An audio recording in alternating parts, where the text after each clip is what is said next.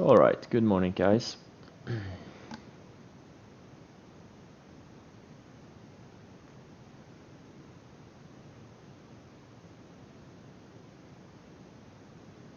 Thanks to me, you didn't lose money yesterday. Okay.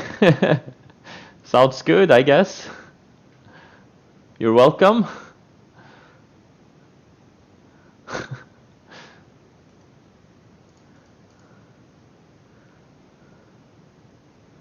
Well, next step is to make you money, I guess. The first step is to stop losing money, and the next step is to start making money.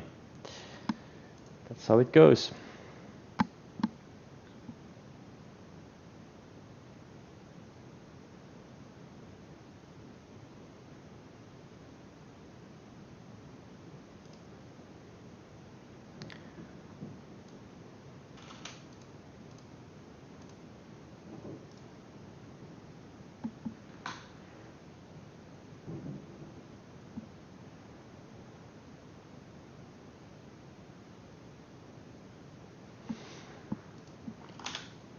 There. Well, there is a very slow stock. There's no reason to trade slow stocks. Like something like this, it's a waste of time, you know. Most of the time, it's better to focus stocks that have higher ADRs.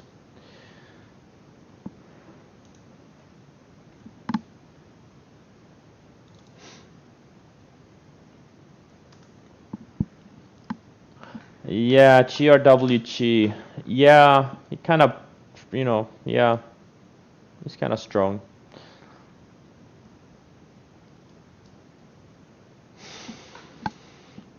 But I don't really see a good setup here.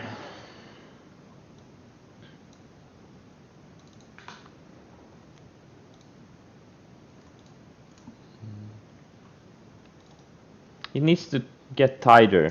Like, you always want tightness. You're looking for tightness before a breakout.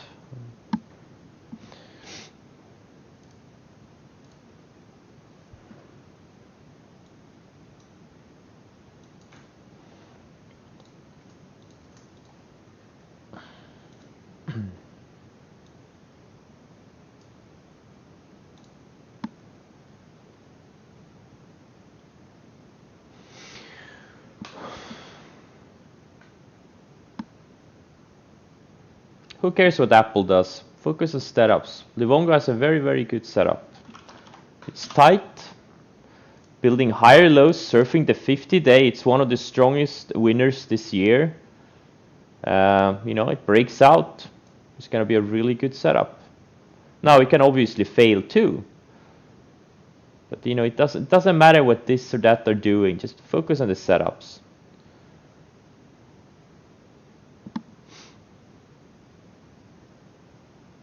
It's a big market, there's room for a lot of actors.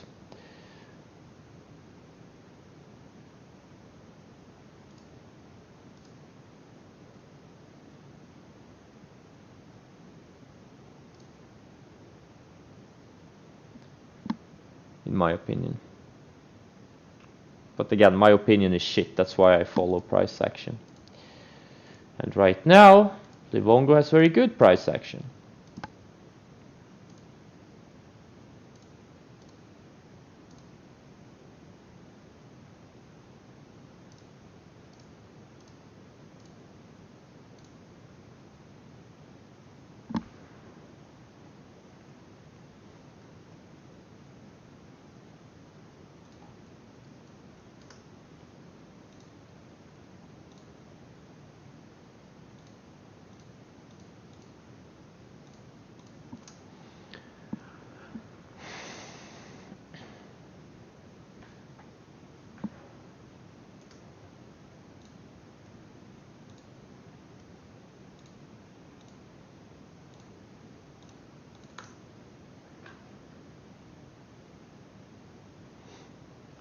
Why I choose Livongo? Because Livongo has a better setup and it has a higher ADR. TDOC is kind of, it's not as big of a mover. It doesn't move as well as Livongo does. But yes, they do move together. Like if Livongo goes up 30%, this TDOC will probably go up 25% or so ish, or close to 30%. But Livongo just looks cleaner. That's why I choose Livongo.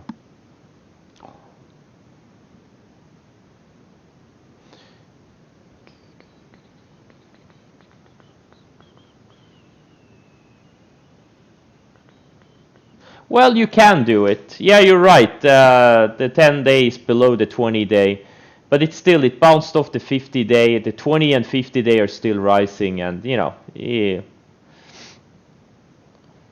it's not an exact science. You kind of have to follow the setups. And right now there's just quite a few setups.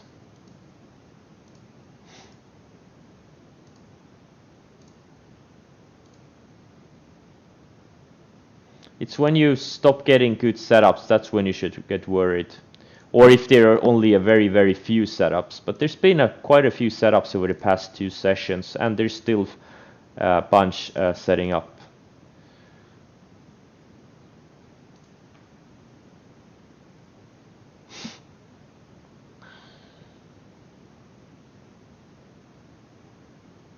Yeah, but Livongo didn't break out yesterday. It's just in a range. We could very easily go down from here. You're anticipating a breakout, but it may never happen.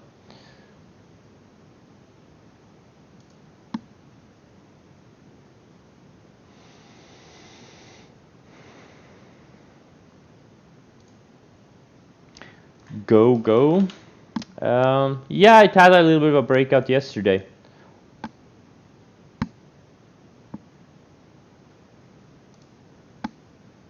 ESTC is on my watch list. I like this one. I really like it.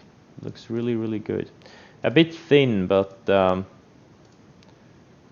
it's a bit thin. Yeah, it's quite, yeah.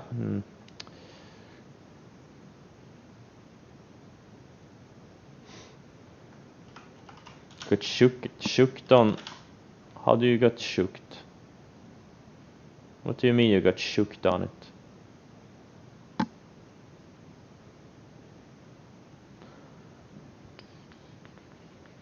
I think VWAP is very important on shorting, not going long.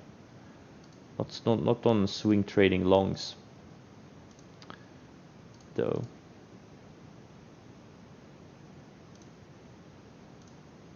I think today is gonna be an important day because the Nasdaq is right on the 10-day. The SPYs I think are right on the 20-day. We'll see. It would be nice if we reclaim these moving averages.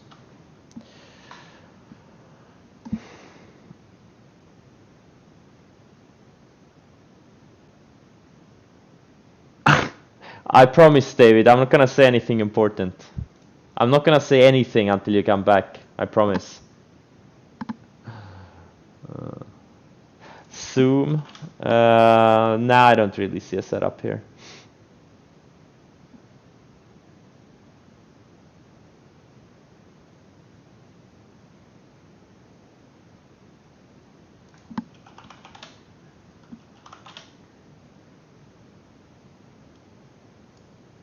Arlo looks pretty decent, yeah.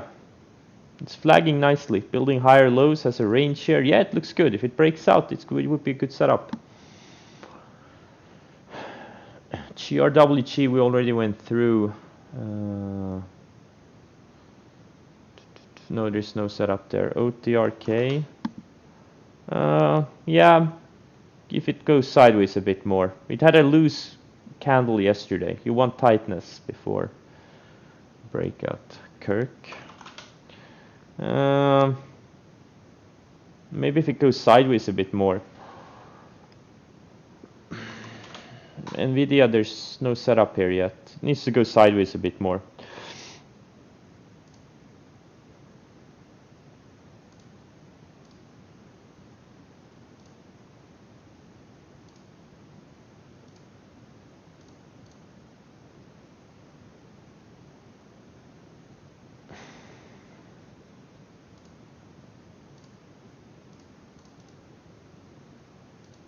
All right, the markets open up. And let's keep the shadow to a minimum near the open.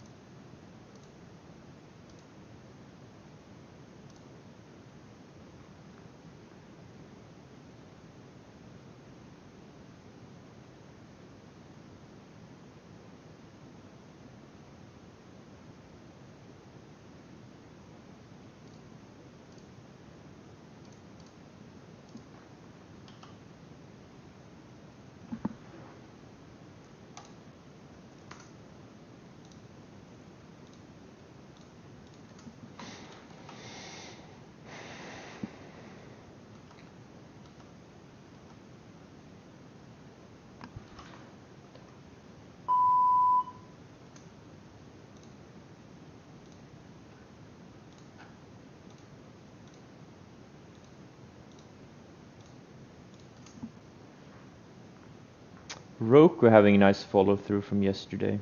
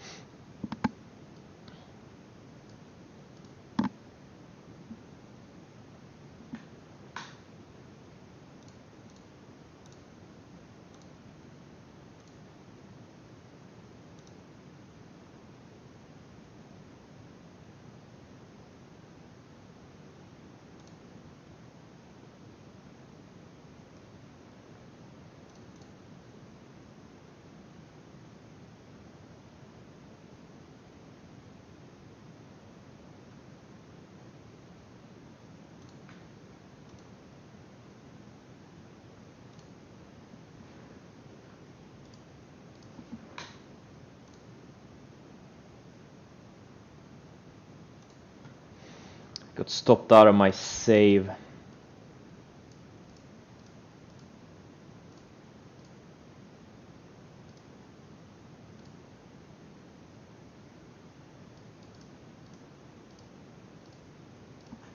I knew I shouldn't have bought the airlines. I knew it.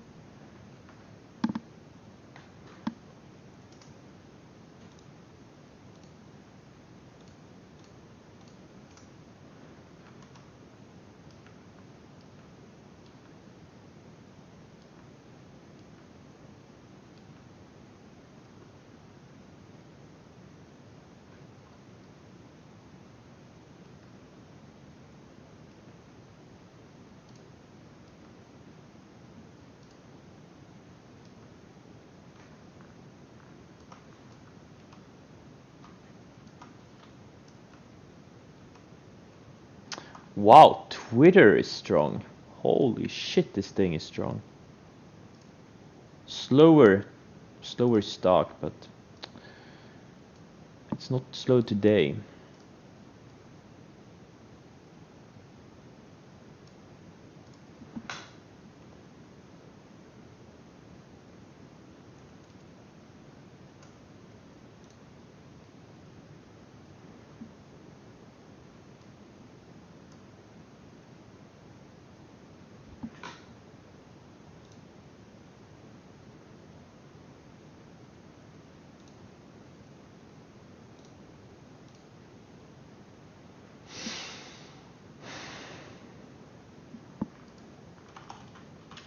Yeah, Penn is a beast.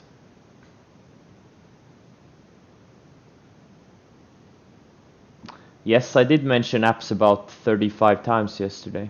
You're correct, I did. I also added it to my watch list, but I didn't trade it.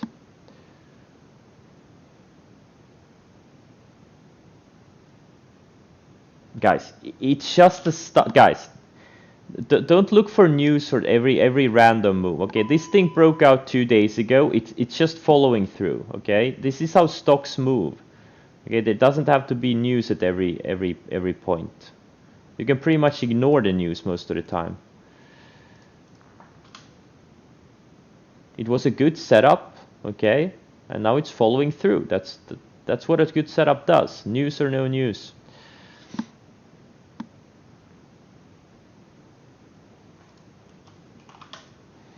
QDEL, yeah, maybe. Yeah, it's kind of a maybe setup. Bounced off the 200 day, and we'll see. Me getting PTSD from Kodak? Not really. Not really.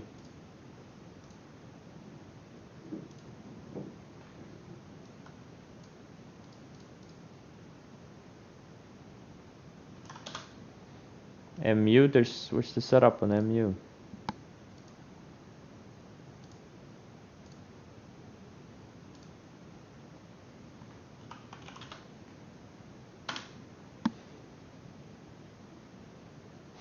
Yeah, I don't know what scam they're running today.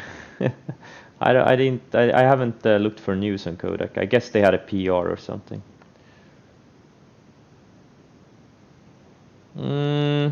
Fiverr? Not really. Preferably more sideways so the 10 and 20 day can catch up. But it is one of the strongest stocks in the market, so you never know. But nah, not really for me. I would like to see more sideways.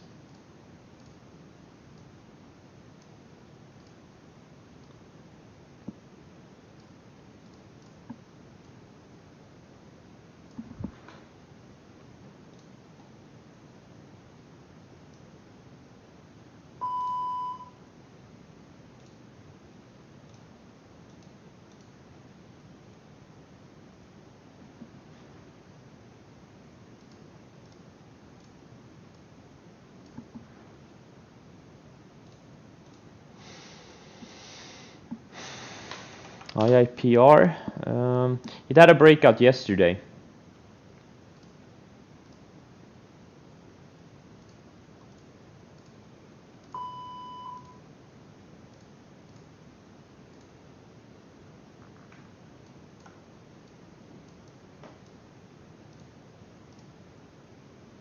Man, biotechs are leading sector right now. Interesting. These things are straight up 3 days.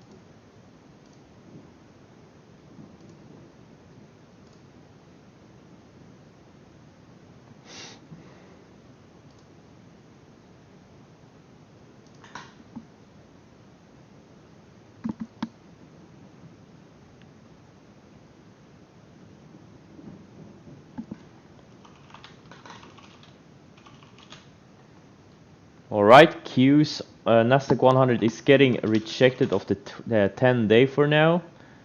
I don't like that at all.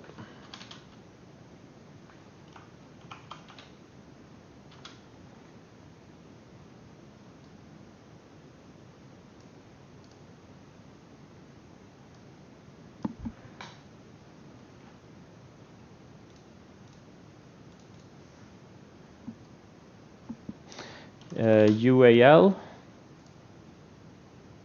yeah, maybe.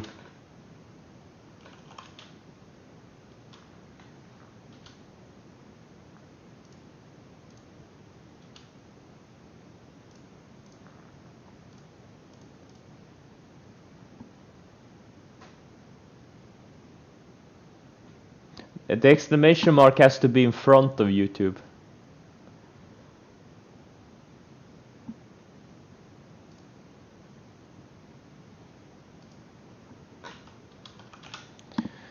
Yeah, this is what a good breakout looks like. Perfect setup. You know, if you were able to identify here 2 days ago before it broke out, you may become multimillionaires. Hopefully very soon.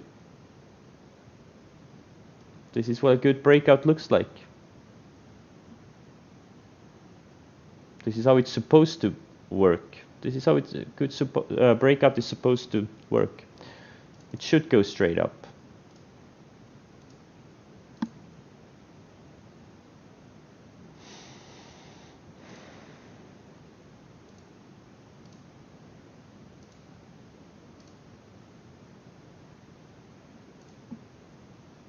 NIO dying.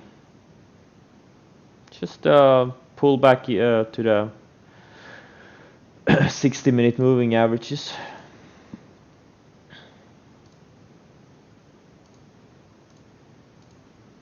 Guys, don't watch every tick, okay? There's no point.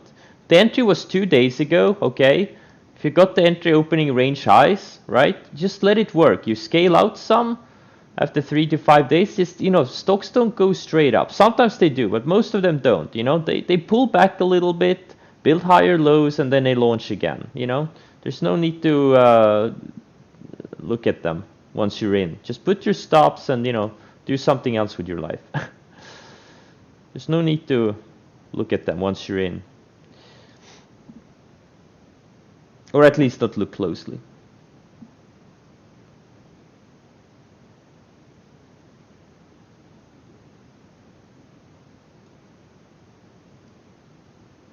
Absolutely. There's no way to know which breakouts are gonna work. It's impossible. All you can do is educated guesses. That's all we can do. I don't like the fact that Shopify, the market leader, is kind of bear flagging here. I do not like that.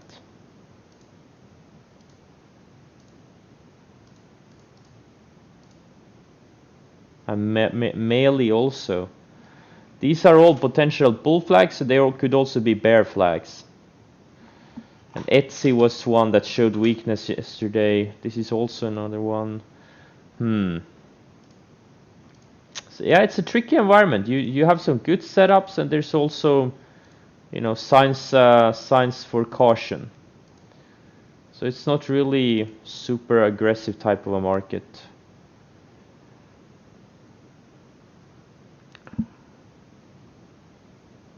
Yeah, sometimes I do.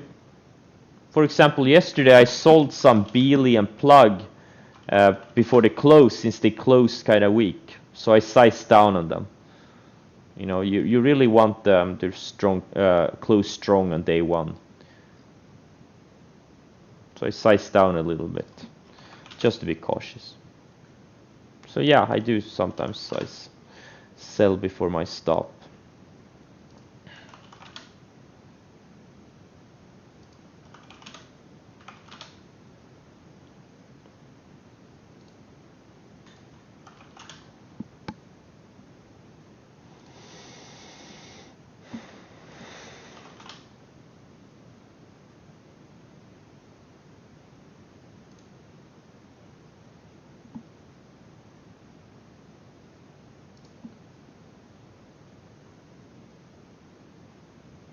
I'm trying to get some Twitter on this little pullback. Trying to get some Twitter on this pullback. Looks like I'm not getting filled right now, but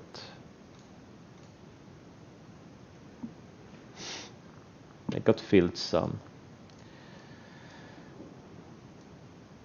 It was straight up. I didn't want to chase this $50 move higher. So now we got a mild pullback. I'm gonna, you know, I usually don't buy pullbacks, but sometimes I just don't want to chase a big move.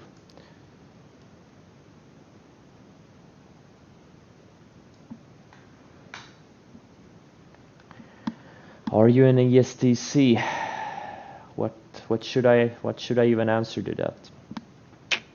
You'll figure it out.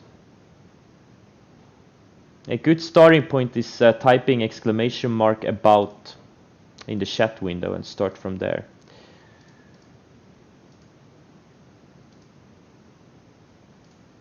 Guys, I really don't ask much. All I ask is you type exclamation mark about, read all of it, understand all of it, and then type exclamation mark YouTube.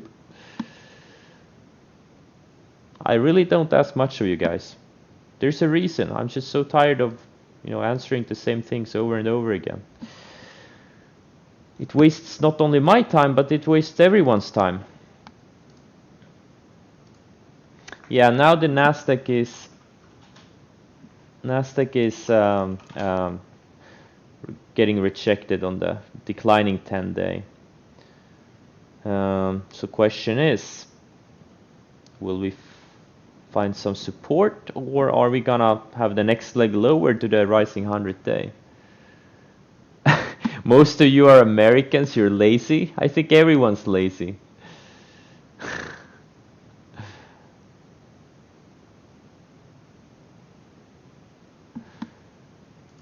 Doesn't matter, nationality, it doesn't matter, everyone's lazy.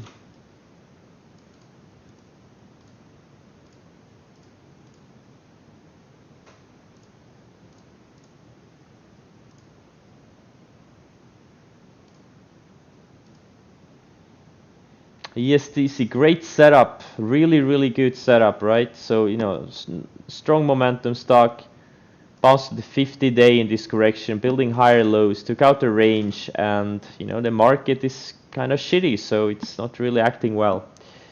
But Twitter though, this thing is strong. I wanted to dip a little bit more. I only got filled like a quarter of my position. Kodak is taking out lows. I don't even know what the news were.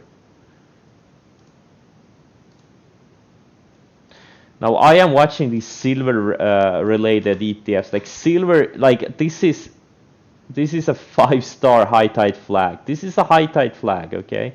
I'm not gonna trade SLV, or maybe I am actually. Wait, well, nah, it's kind of a slow mover. But this one you can actually do some pretty decent size. I may actually trade this one, but there are faster moving ETFs like SILJ, SIL, and AGQ. Like these are the ones I'm watching. But they're not very liquid, none of them. So I may actually trade this SLV outright. Because you can do a lot of size. Like buying 100,000 shares of this thing with 150,000 shares.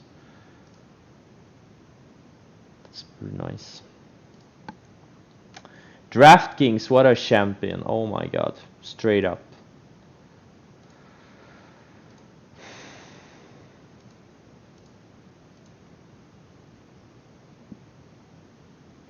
GoGo? Yeah, having some follow through from yesterday.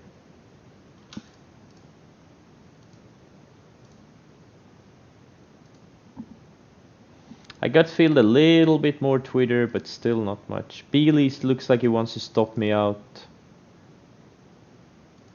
Got rejected on the 20-day yesterday and closed kind of weak.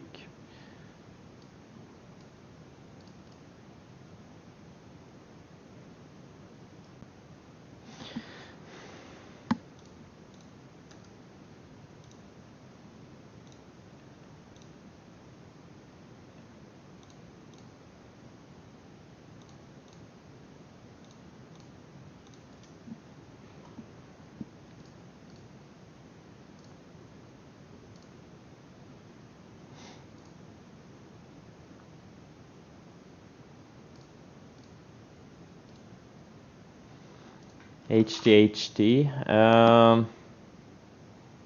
I don't know if I like this one.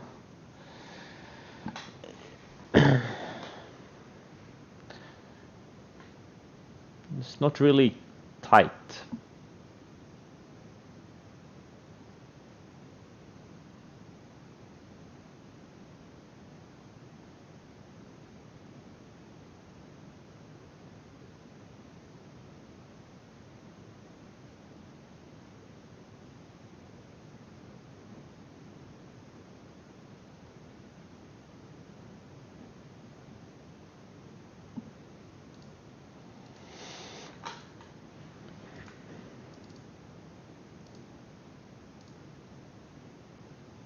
Okay, so the pullback, now the markets are bouncing again. We just, Tideways range. So I didn't get stopped out of my ESTC. Super thin stock. I did get filled more on Twitter though. I'm in half size now, 30,000 shares.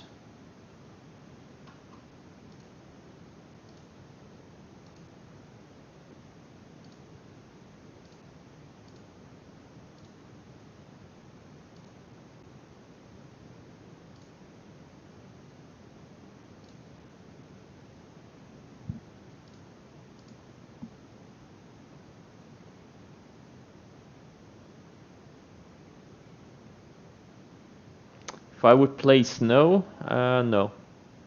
I don't really trade IPOs on the first day. I need a short. I need a short to trade. You know, just, you know, playing day one, I just, you know, is it gonna go up? Is it gonna go down? I have no idea.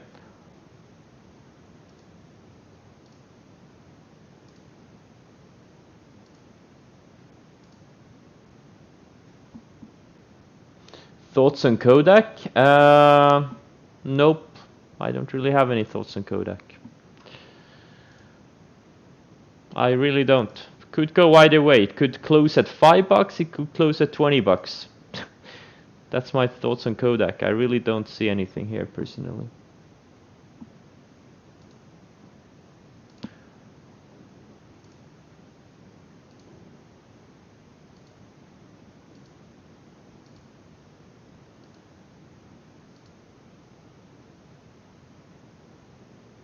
But I am getting excited about the silver trade. Holy shit.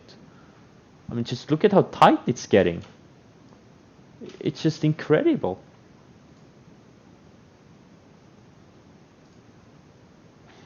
So from the March low, silver first went up about 32%, then it went up another 20%, then it went up another 60%. So what's the move gonna be this time if it breaks out? I think a 20-30% move would be could very easily happen. The more, and you know, obviously could go more, but 20-30% is very reasonable, I think. Next leg higher. You can do size in this thing. I mean, you can buy several 100,000 shares, no problem. This is, yeah, I think I will do trade SLV too.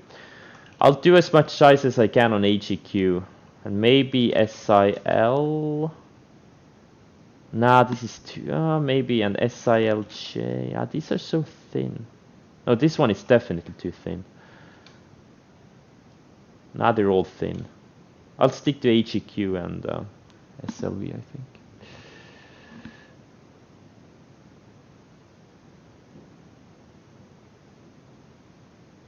What do you mean? How I draw a trend line?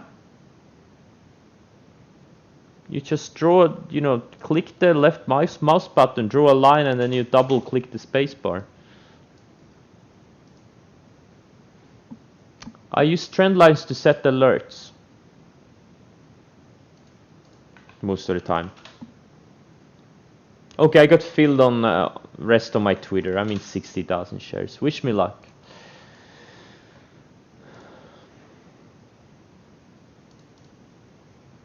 Last time I had 100,000 shares, but I had a tighter stop. This time I don't have as tight of a stop. Like last time my stop was like 50 cents or so. This time it's like $1 almost. PRTY, yeah, it looks like a decent setup. Could work, yeah. It does look like a decent setup.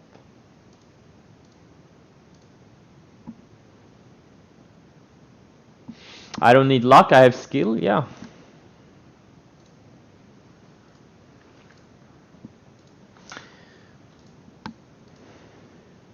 At least I pretend I have skill. Maybe it's all just luck. Maybe I've been lucky for 7 years. Who knows?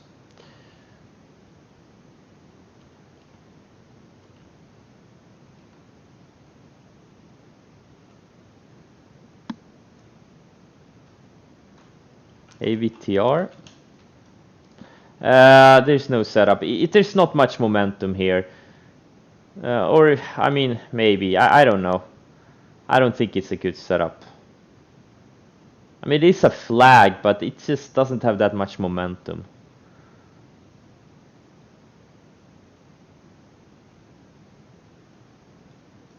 Like, the angles on the moving averages are not high enough.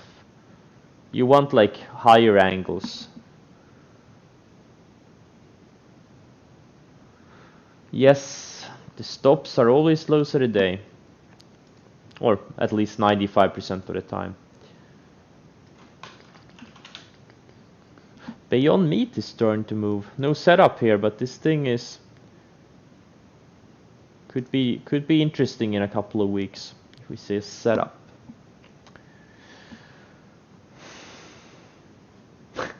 Yeah, what is this GL? No setup.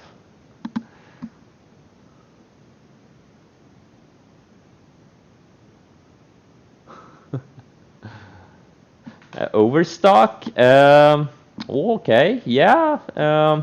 It's been building. It undercut the 50-day. Man, my covers on this thing were pretty insane. Holy shit.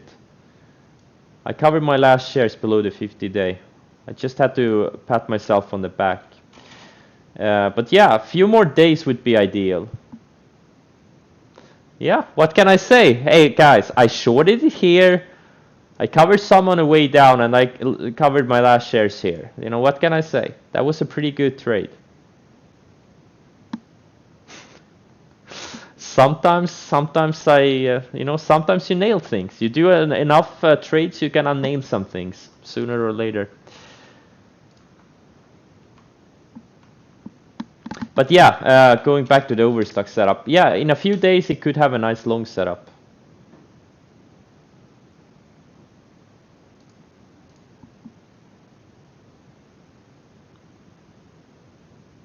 Black magic? Not really. All you have to do is follow the setup. Or the setups.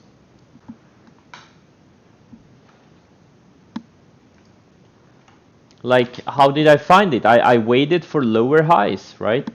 You know, I know that, anytime you get a big momentum stock like this that goes up 5,000% in 6 months, it's gonna pull back eventually, okay? So either it's gonna put in a true parabolic, or it's gonna just lose momentum and, show signs of weakness. It's gonna do lower highs, starting to do like range breaks on the downside. That's exactly what happened, right? It built lower highs for 4 days up here on the daily chart. This is the 60-minute chart, and then it broke below here. And this is where I shorted, exactly here, 117, high 170s. That's exactly where I shorted it. And went straight down. This is what happens with all momentum stocks sooner or later. And I covered some on the way down, and I covered my last share somewhere here, where it undercut the 50-day. Because I thought there was a good chance, we're gonna get a bounce. Now I was lucky, like this thing could easily have gone straight down to the 100-day, right? And then I would have, sat here like, oh, I covered too early. It was just luck that it happened to bounce right there, okay? But the rest of the trade was not luck. The rest of the trade was just, very specific technical entries. TTGT. Yeah. Whoa. That's a random candle. What's up with this wick here? Someone market ordered this thing up to 43 bucks. But yeah, the setup is good. Someone mentioned it yesterday too. HSTO.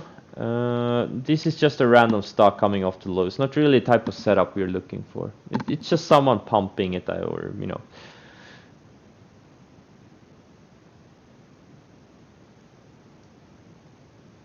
the link to the Discord. I can link the Discord here.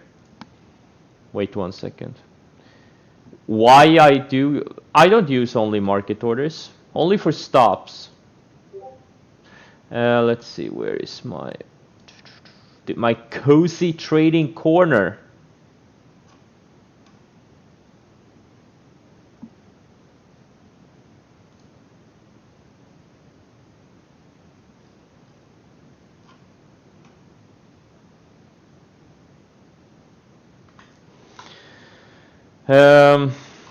Try this one.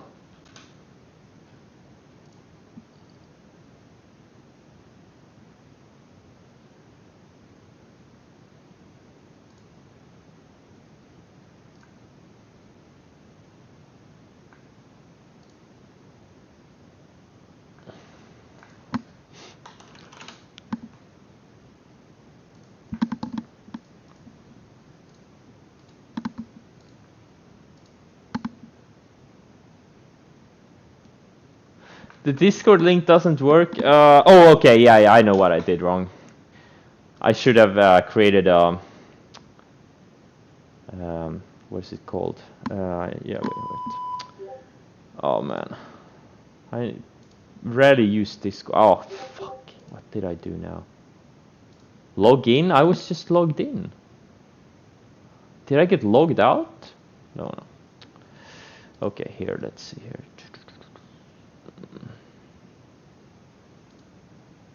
Oh, here it is.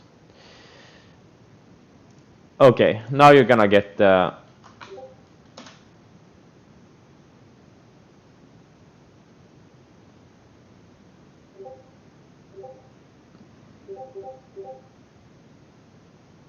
That's the Discord. But I'm not much on the Discord. I don't check the Discord much. But that's if you guys wanna, talk among yourselves outside of, the stream.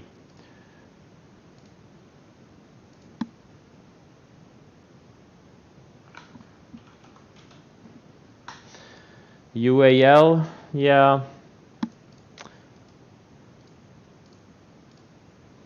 Like, I think these things can go. Like, UAL has been building higher lows for 5 months, and now it's, this tight range. I think it could go if it starts breaking out. I don't know. Save too. It's been going sideways in a tight range for a long time.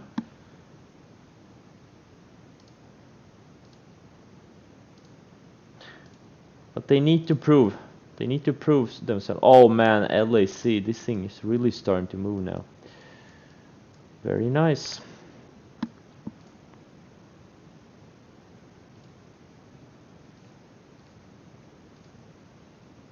Okay, ESTC was close. It came close stopping me out, but it didn't, and now it's at the highs of the day.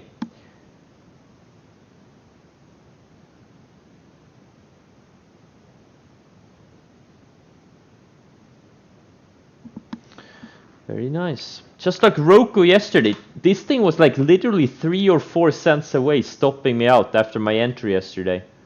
But it didn't, and now, now it had some okay follow-through so far. Etsy, it kind of looks like a bear flag. I just don't like the fact that the lows are going sideways, but the highs are going down. So it's building a higher, lower highs. It looks like a little bit of a bear flag. I really don't. You want to see the opposite. You want to see the highs going sideways and the lows going higher. Let's take an example, something like ESTC is a perfect example, right? Higher lows, and the highs are going pretty much sideways. So that's a bull flag, right? Etsy kinda looks a little bit like a bear flag. For now. But same thing with Melee. Well, this one is actually building higher lows too. But these kinds of setups, they could be could result with upside or could result with the downside. So you kind of don't know before it actually happens, right? Russell is strong. Yeah, wow, Russell is the strongest one today. Yesterday it was the weakest. Interesting.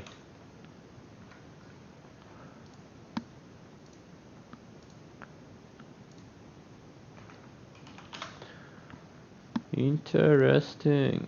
Workday is a slower type of stock. And honestly, I hate Workday. It never has. It's kind of a meaner wording stock. I really don't like. I've followed this stock for years. It's not a great trading stock. This one and now. This is another one. Like they can have some decent looking breakouts, but they almost never follow through. It's kind of shoppy. They're just very shoppy. Shui. Shui, yeah, trying to bounce off the 50-day. Could work. Like it looks similar like it did here, right? Undercut the 50-day, went sideways a bit, and then it broke out. And now it's kind of breaking, you know, kind of bouncing off the 50-day. This is setup that definitely could work. Like pullbacks on momentum stocks, pullbacks to the 20 and 50 and 100 and, you know, sometimes the 150 and 200, you know, those setups work. That's one type of setup, like the pullback breakout or, you know, some, you know, whatever you want to call it. There's so many ways to skin those things. To skin a cat.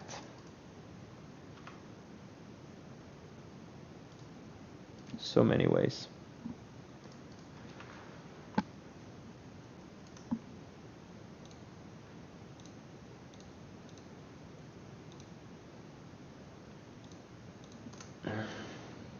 Spotify, well, what happened to it? It broke down. And this is also like a mini bear flag. This is exactly what I'm talking about. The lows are going sideways. Sorry, yeah, and the highs are coming down, right? This is exactly the opposite of what you want to see. And today it's breaking down. That's what happened to Spotify.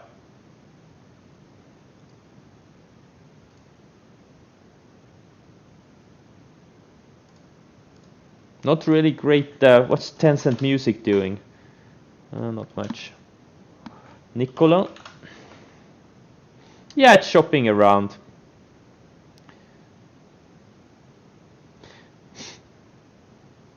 It's probably gonna shop around here for a while and then we'll see what happens.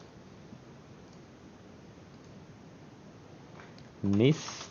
Nah, I really don't like it. It's been going sideways for too long. Sale. Wait, Zoom?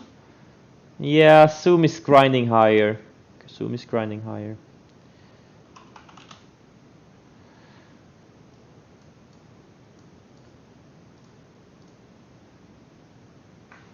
AMD, yeah, like AMD is looking good. Yeah, exactly. It needs a few more days. If it can build higher lows for a few more days, that would be great. That's gonna be a 5-star setup, you know, in the next couple of days.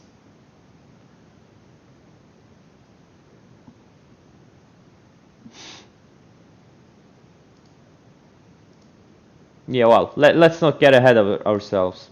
First, it needs to break out, and then we'll see what happens then.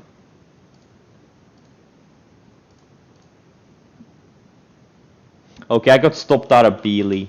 I got stopped out of this thing. No follow through from yesterday.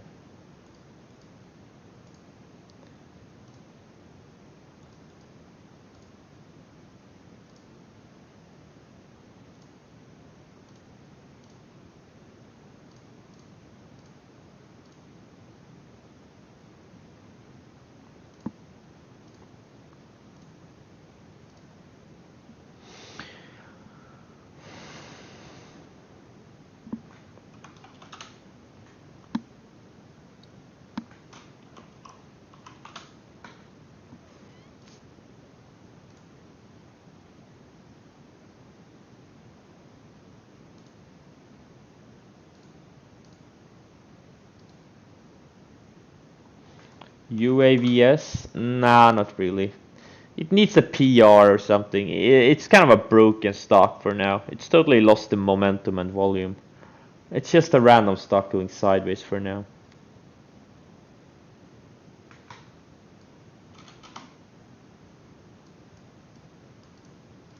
For now.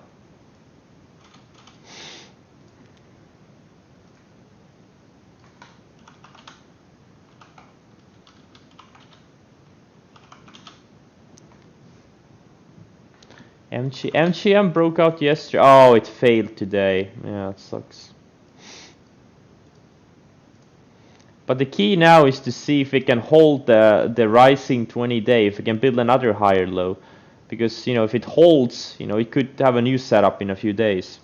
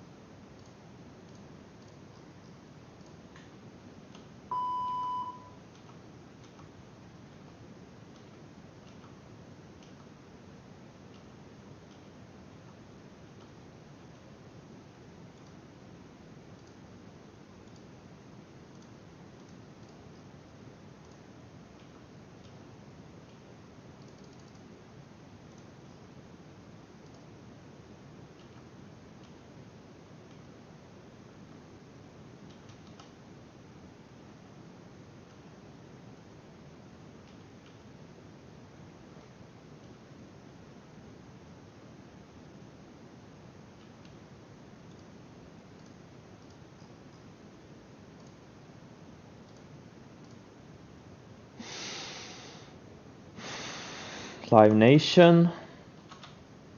Nah, avoid. There's no good momentum in this thing. And there was a better setup 2 days ago when it broke out here. That was a good setup. Today it's just not as good of a setup. Recur. Yeah, looks good. The Recur looks good.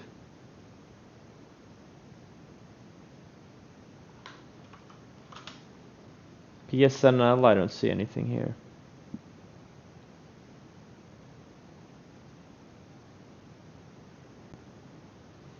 If a stock goes up 8% from... Yeah, I usually scale out some.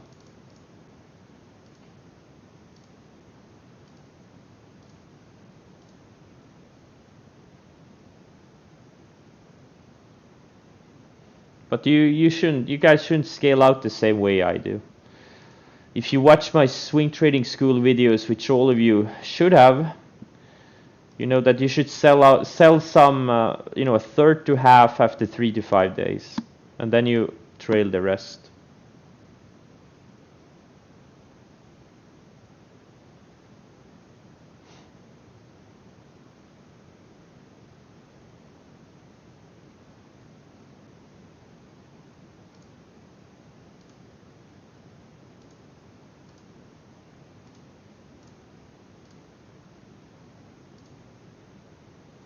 I don't like the fact that market leader Shopify is kind of bear flagging here.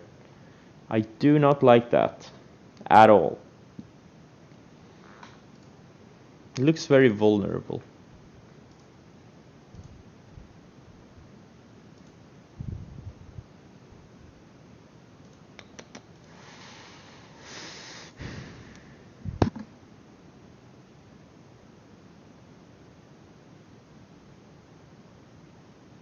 Yeah, I saw that guy. I don't know if he's a market wizard, but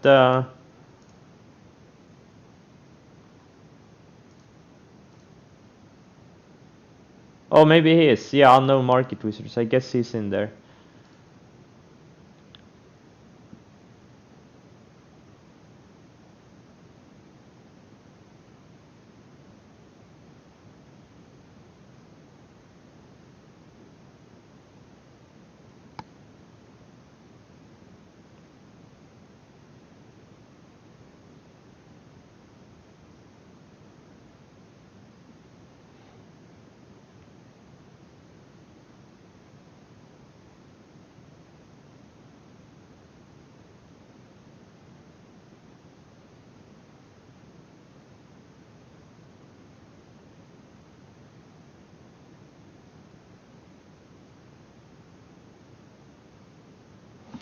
Peter Brandt is confirmed to be in the book. Okay. He is, really? Fast though? Do we ignore those 2 bars? There were more bars than that. There was under the... It's just in a big flag. Okay? This is one of the biggest momentum stocks this year. It's in a big flag. It's been building higher lows for about a month and a half, and this range here looks really, really good. It's one of my favorite setups here. Look at the weekly chart. I mean, this thing looks great. Looks fantastic. Not the type of setup, you know, it's kind of below the 50-day and all, but you know, bigger picture, this thing is up 650% from the lows.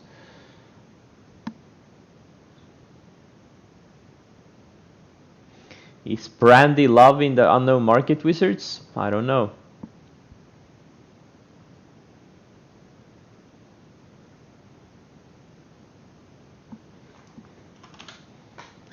Hey guys, who likes David? Anyone in the chat that likes David?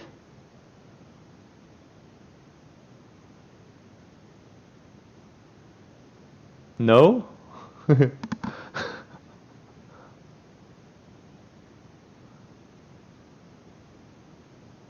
Who said yes? Wait. Yeah, Reno, I'm gonna mute you.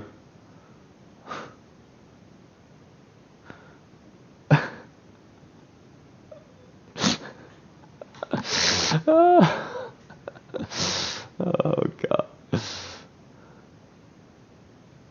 David is a guy in chat. We're just messing with each other all the time.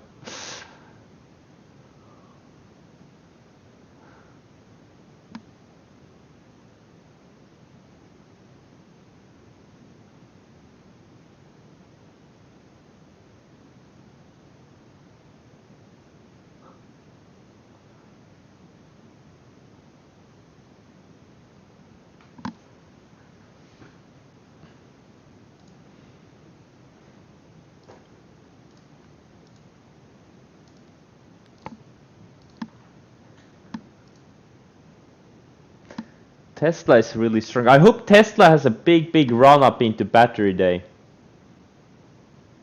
Would love to see this thing go to like 600 or something. That would be epic.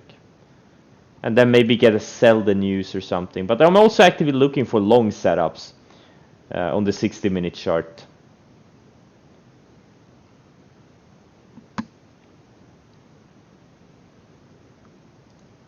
What you want to see is something like this, right? Higher lows and a range that gets tighter. Higher lows, a range that gets tighter. Higher lows, a range that gets tighter. That's what you want to see on the 60-minute chart. For now, we have higher lows, but there's really no range. Maybe, you know, next couple of days. That's what you want to see. This thing could really make, you know, this thing just makes big moves.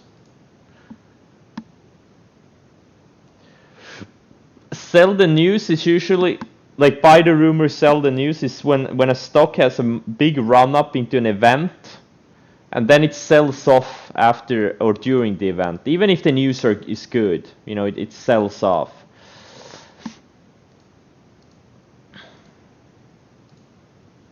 Because everyone bought it before the event and, you know, and after the event they just sell it, you know.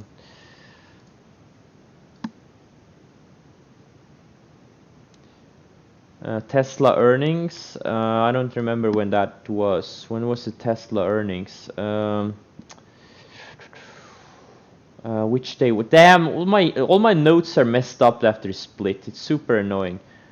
I don't remember when the Tesla earnings were.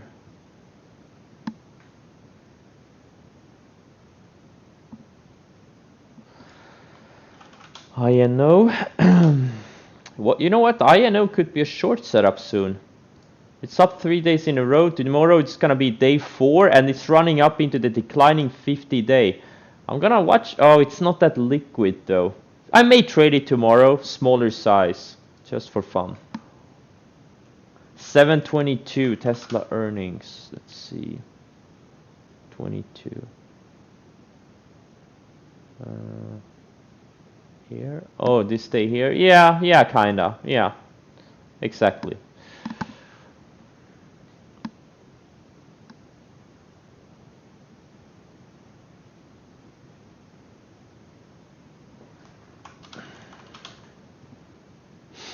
Oh, Apple is kind of bear flagging too-ish. I don't know. I just see, you know, there are some good setups that have been triggering. And then there's also like some things I really don't like. You know, it's not really a you know, aggressive type of market. You shouldn't be aggressive in here. You know, there's some, like I really wanted that one more washout to the 100-day. I really want that, and even better. And you know, the lower we go, the better. But I also want it to be fast.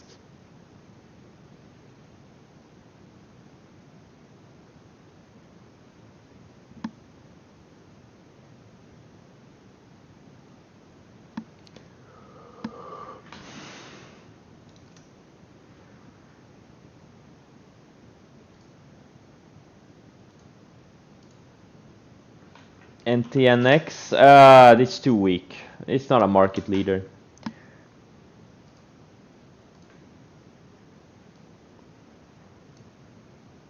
It's a bit too weak.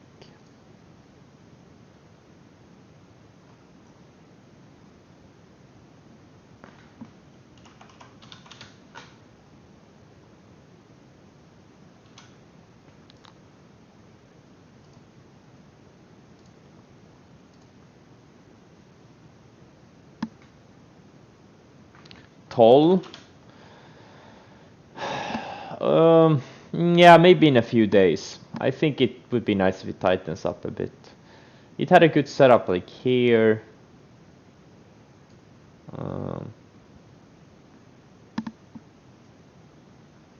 You quit your job to trade and now you regret it? Well, that's a common thing. You're not alone. Wait, you quit your job?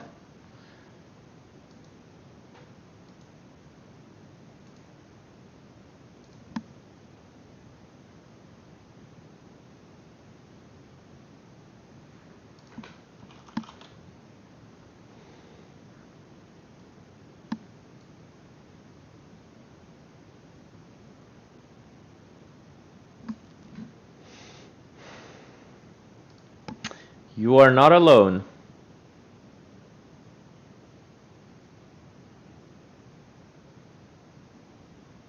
You broke up with your girlfriend to trade, you regret it? Why did you have to break up with your girlfriend to trade?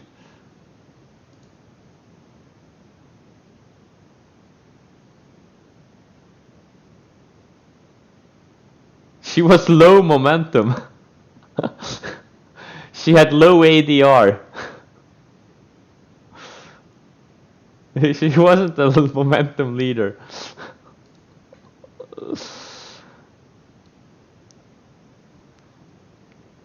She triggered your stop.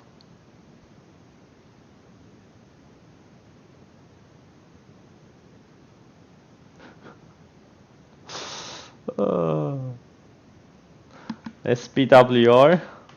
Yeah, this thing looks good. I really like SPWR. Oh man, this setup looks great. I've got to put it on my watch list. And BE needs more time, I think. It's building higher lows. If you can tighten up a little bit, could be good.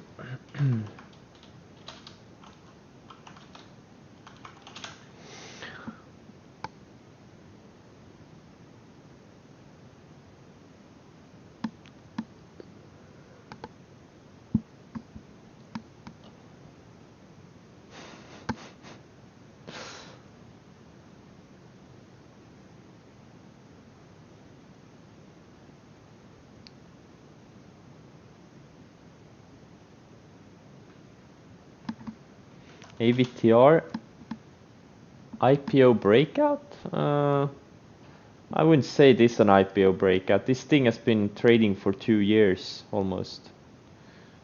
But yeah, it is breaking out.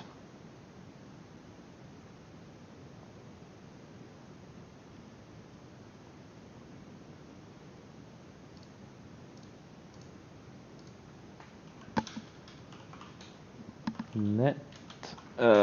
Wait, net. Well, it was a breakout setup. Look at how nicely it bounced off the rising 100-day, built higher lows, and then it broke out of this range. That's a valid setup. I passed on it.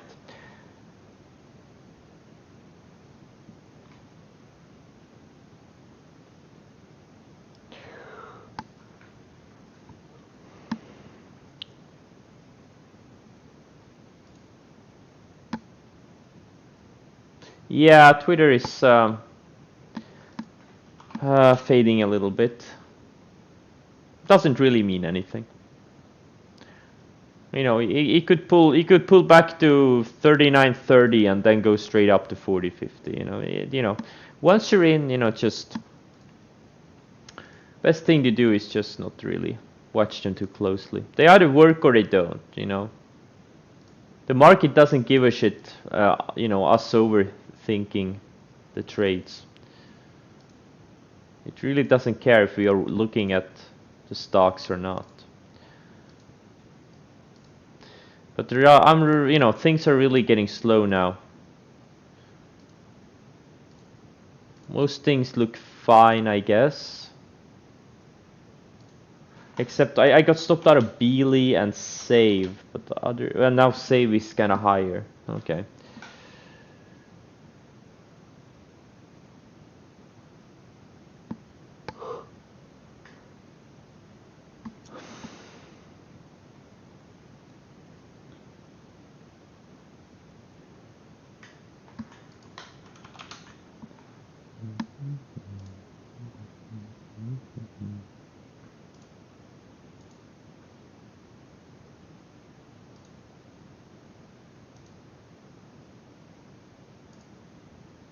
What happened to Doku? It's breaking lower. It's breaking down. It's now below all the main moving averages. And all the main moving averages are starting to slope lower. I got stopped out of this thing 2 days ago. I was short from here. I got stopped out. Or actually, I stopped myself out before my stop hit, but I'm kind of regretting it now, to be honest, because I would still be in it. Well, that's fine. Whatever.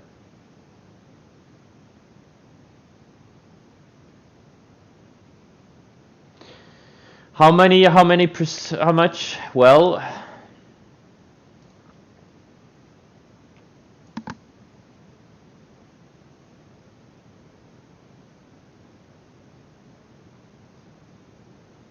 I usually risk about 0.2 to 0.5% on my trades. Very rarely do I risk more than 1%.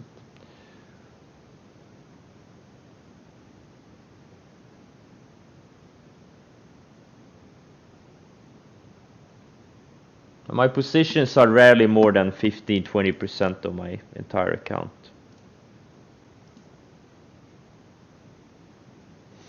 Plug thoughts? I bought it yesterday. That's my thoughts on it. My intraday scans. This stronger scan, it just scans my main watch lists with the best momentum growth stocks. Then the EP scan, this one pretty much scans for stocks that are up 7% plus on the day on high volume.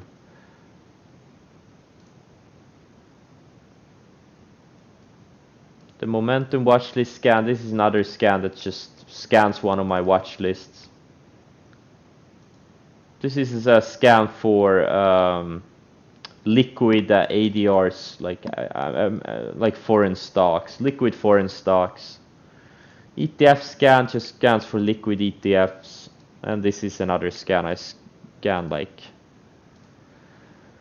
lower liquidity, higher ADR stocks. Reno is coming for me? Why?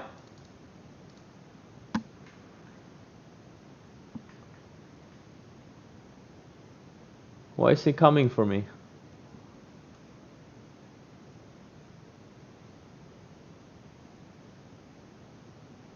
Did you tell him to come for me?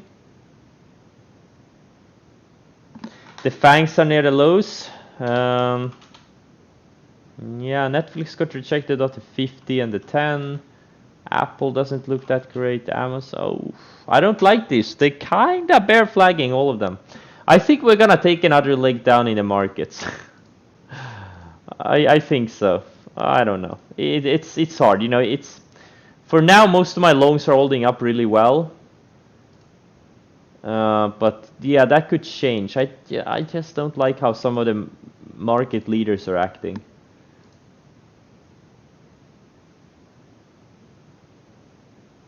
But yeah, the best thing that could happen to the market, believe it or not, is if it goes lower. That would get a reset of sentiment. That would wash out all those new traders on margin. All these like half of the Robin Hooders would blow up, and then we could get some nice charts. Okay, some nice charts for a potential next leg higher. Right now, there's just not, you know, we've been getting some nice breakouts, but there's not much juice. Like some names, like Apps has, you know, been nice straight up, but you know, it's just not that much juice. It's very selective. Like I want a more broader market where more sectors and more stocks are participating. Right now, there's just very few sectors and stocks that have good momentum.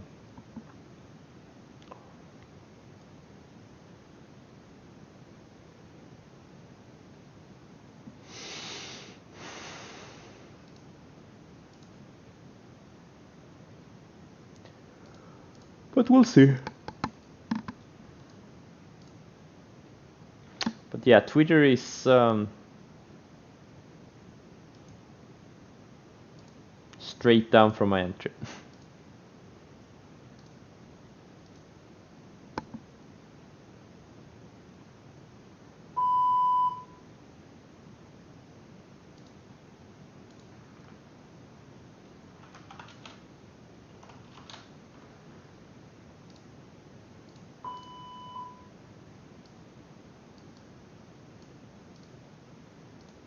Okay, UAL is trying to retest yesterday's highs.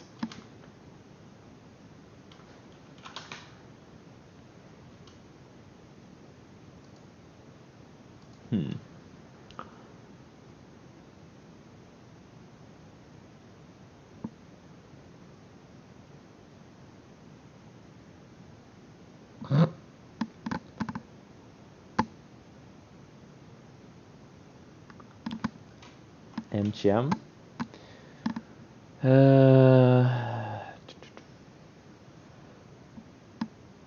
MGM had a setup yesterday. Today it failed. MDB, it is ready, but it needs to break out. But it's acting really well. Higher lows, a nice range. It looks great on the weekly chart.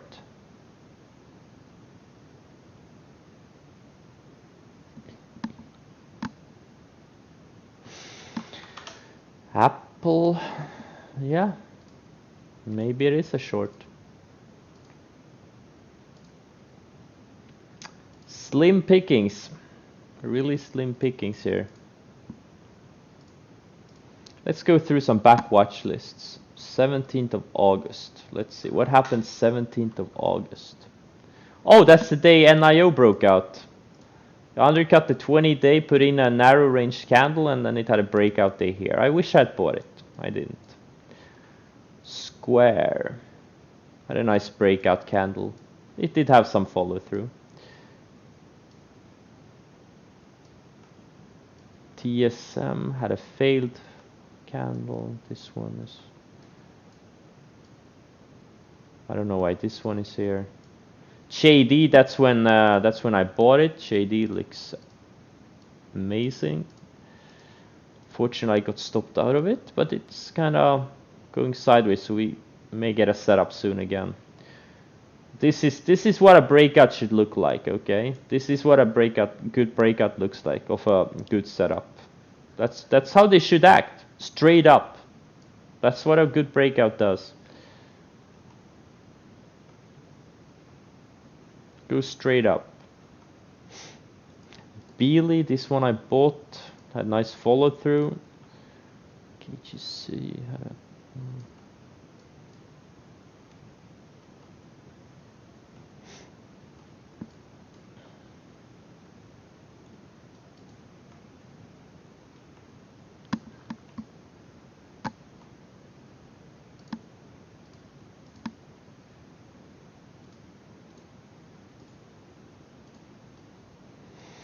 Amazon, 18th of August. Had a nice breakout. Really beautiful breakout. DraftKings. I remember I bought DraftKings that day, but got stopped out a few days later. Netflix on a random day.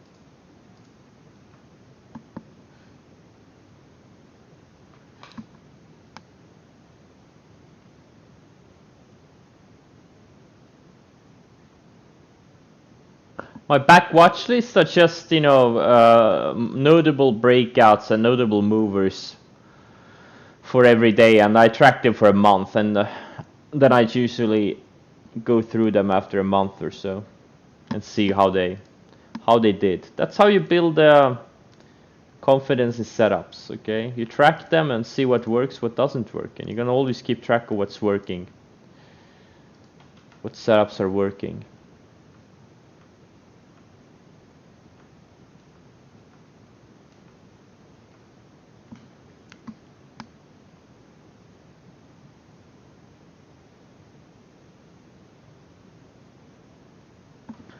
LRM.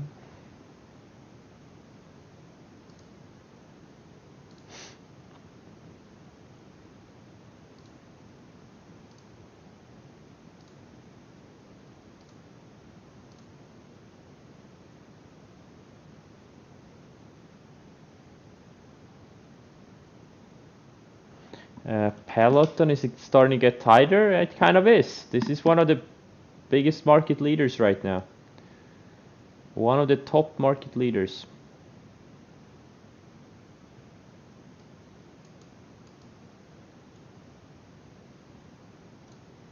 But it probably needs at least 3 to 5 days.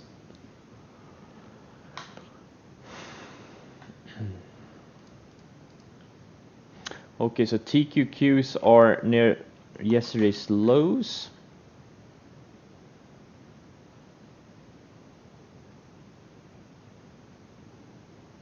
So far we are getting perfectly rejected of the declining 10-day. And this is what I was talking about before. When the 10-day is sloping lower and below the 20-day, that's I've been talking about these things before, that it's usually not a great time to buy breakouts. Like the best time to buy breakouts is when the 10-day is sloping higher, when the 20-day is sloping higher, and the 10-day is above the 20-day. As soon as one of them starts sloping down and it gets below, like the 10-day gets below the 20, that's a warning sign. Like you can still get setups that follow through, but it's not really easy money anymore. And if the 20-day starts sloping lower too, that would be not a great thing at all. That would be an even more of a red light.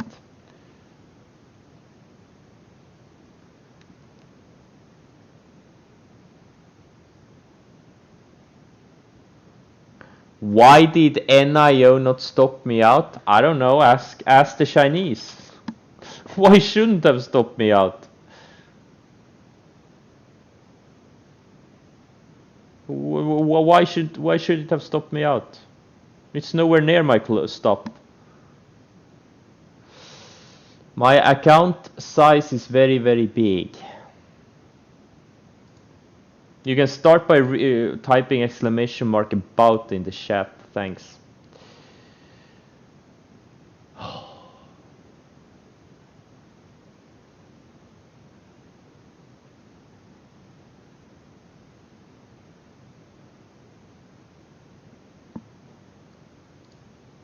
Man.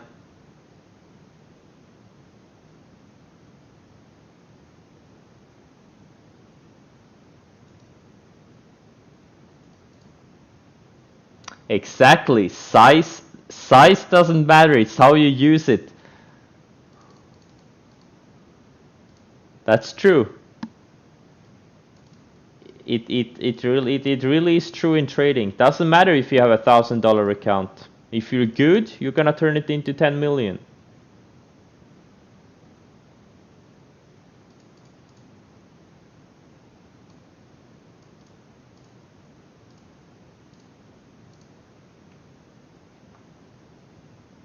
Well, right now the action sucks, obviously. But no. Okay, ESTC is probably gonna stop me out. And Twitter too, I guess.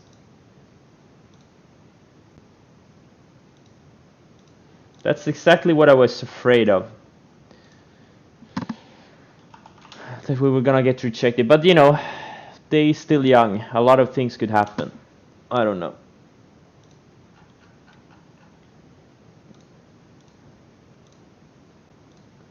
And if we close weak, I may size down on some of my other setups too, like Roku and Plug and the like Zillow and DraftKings, even though they are not even close to my stops. But you know, just to play it safe, in case we get another leg lower.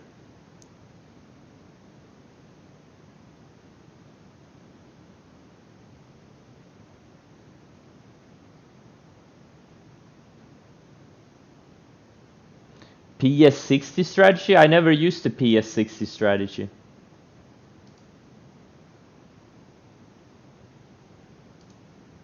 I never used it.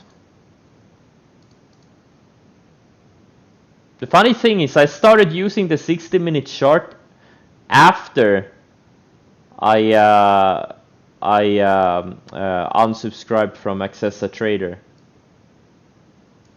That's the funny thing. I was in his room for a few years, but I didn't trade the 60-minute ranges the same way he did. I used like the lower time frames, like 5-minute charts and stuff like that.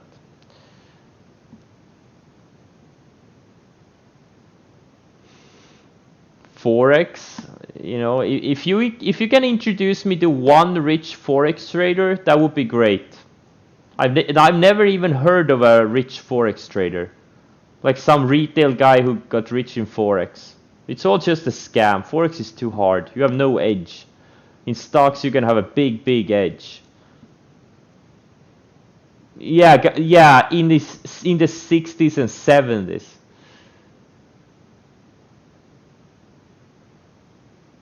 Like, just how many people... Just look at how many people have gotten rich in the stock market in the past few years. You know, turned a few 100,000 into, you know, tens of millions, right? There's so many. You never hear of, you know, Forex traders. It's just a bunch of scammers selling their services. None of them can back their track records.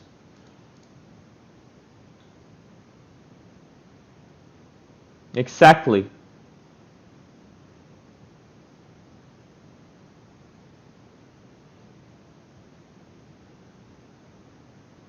You don't agree?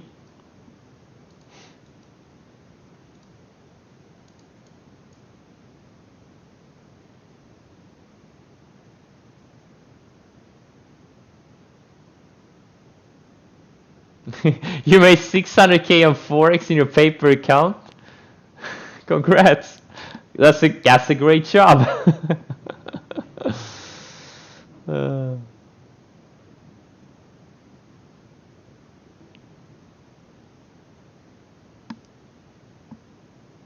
Like, so Forex is just hard, you know. It's just too many things that are, like, stocks are much easier.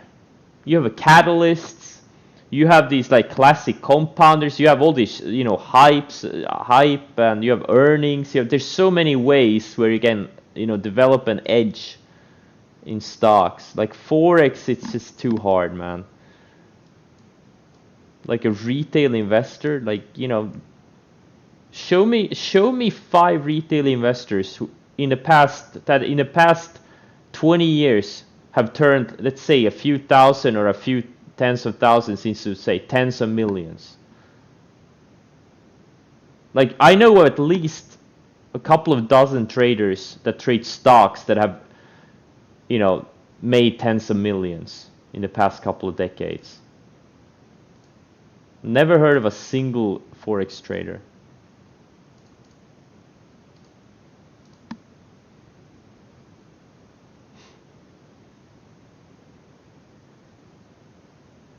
Forex is low ADR? Yeah.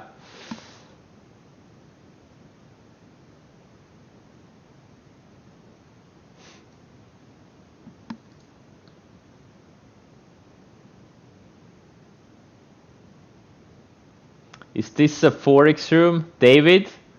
This is whatever you want to be.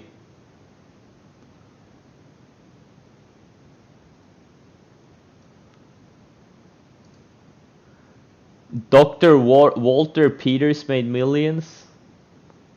Anytime you get a trader that calls him doctor, it sounds a scam, like a long. It just sounds like a scam. I'm sorry. Doctor.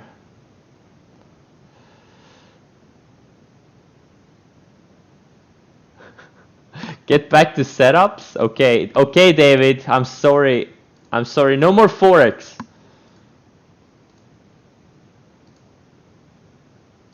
I promise, David. I'm sorry, David. I can give you love advice. I can give you relationship advice. I can give you cat advice. I can give you insider tips how to get into the Wall Street Journal. I know a guy who's a journalist at Wall Street Journal.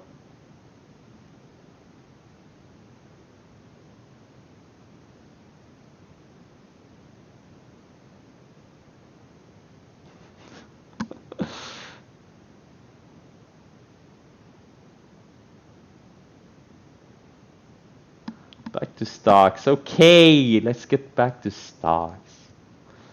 There's not much to talk about. It's like watching paint dry. Oh, I'm so close getting stopped out of ESDC. Too bad. That's the problem. That's why these types of market environments are the hardest. When you get good setups that trigger, and then they stop you out because the market is, you know, very choppy. Very hard market environments, but you know, you can still make money. You just have to be super selective. Oh, what? UAL is going up? Should I rebuy UAL? Oh man, this, I don't want to chase this candle. Oh. What's Save doing? Save is going higher. AL. If I like Signet, maybe in a few days. Don't do it. I shouldn't do it. What if it goes to 50?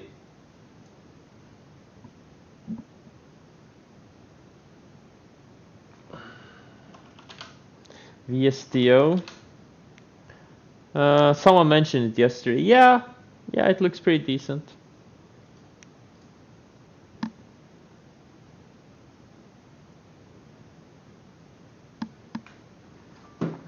All right. Okay, I'm gonna do a last scan.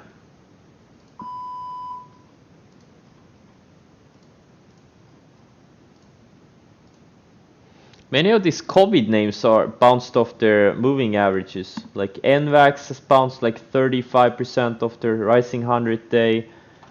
mRNA bounced. It didn't even bounce off the 150-day. It turned before that. It's up like 27%. INO is the big one.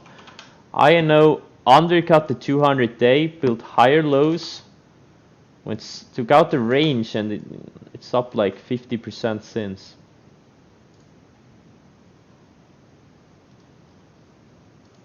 But I think they're dead cat bounces.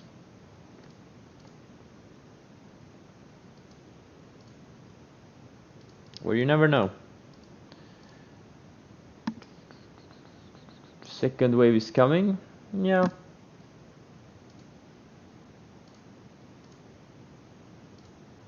Well, we really haven't even gotten rid of the first wave yet.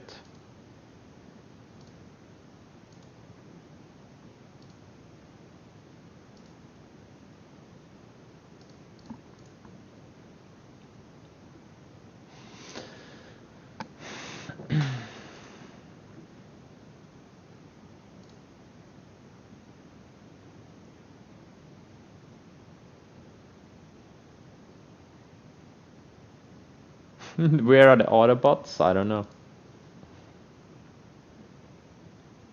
Okay, I got stopped out of ESDC. Took a $18,000 loss on it. What a thin stock.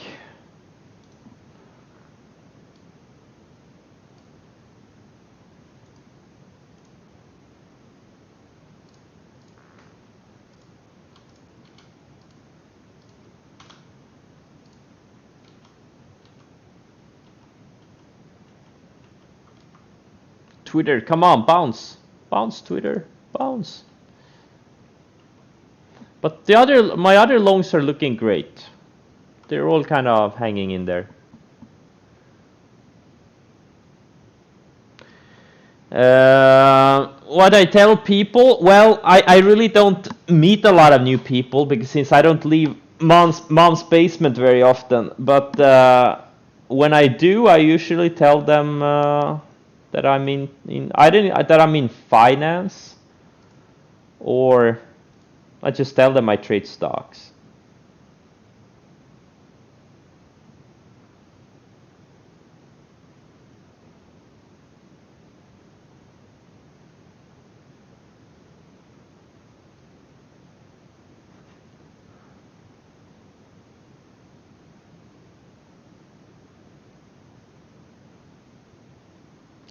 I'm 32.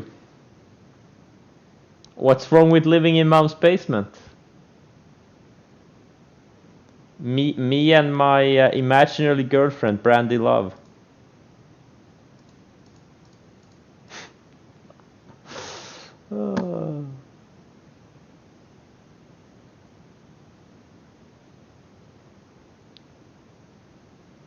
Exactly, that's the problem. Everyone comes into the market, they see people making money and they think they can make it too.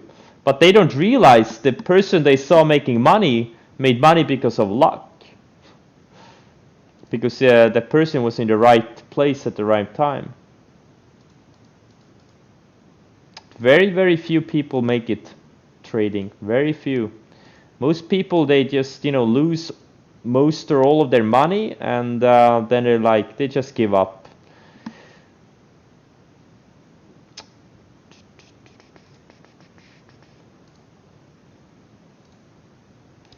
Very, very few people turn a few thousand into millions or even tens of millions. Just very few. Very, very few. You really need to, work hard.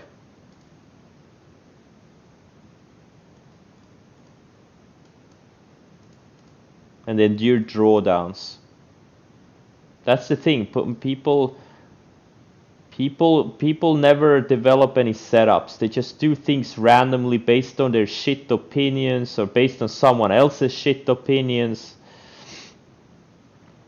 And even some of the people who do actually manage to develop setups eventually, most of them can't endure drawdowns. They think the world is ending and they give up.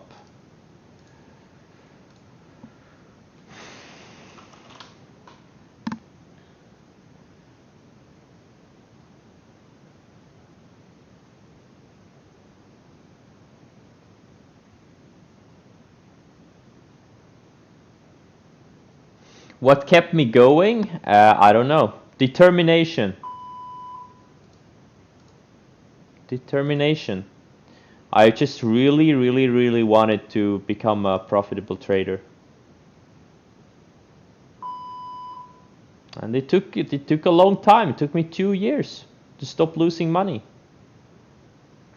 Most people just can't endure something like that. Imagine going through 2 years, sitting there in front of your screens, almost full time. I had a part-time job too, but I still traded full time. Like, imagine sitting there for 2 years full time and losing money. Or actually, I did lose money like the first year and a half, and then like I broke even for like 6 months, and then I quit my job. In hindsight, I did it a bit too early. I should have stayed with my job another 6 months, but that's fine. It worked out well. How do you endure a drawdown? Yeah, well, that's up to everyone else. You need to take a step back and, you know, reassess.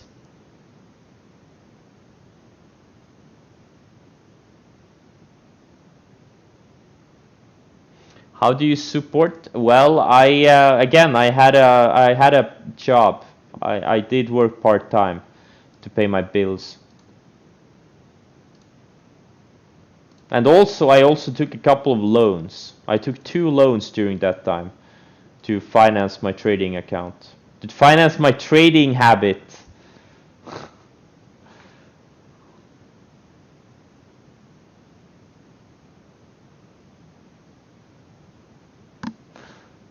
Yeah, but are you know, are they, if you're struggling for 5 years, are you sitting there full time trading? And you know,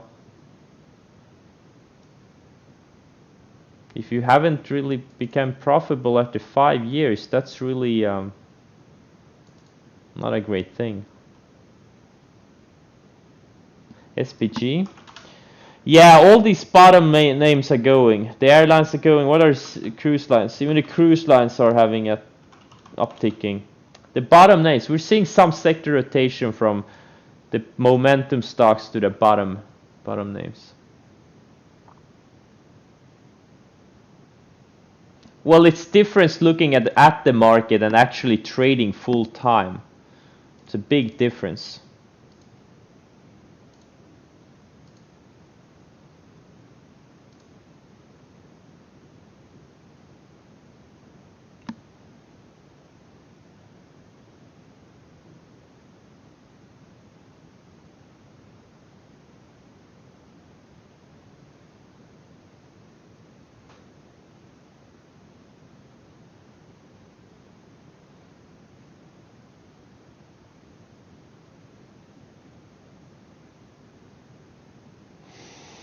FMCI, yeah, maybe in a few days. Damn it! Come on! Did I miss these things? And save, this one hurts a little bit. I took a $45,000, no, $42,000 loss on it. Stopped me out today. Took out yesterday's low. And now it looks like it's going. What a piece of junk.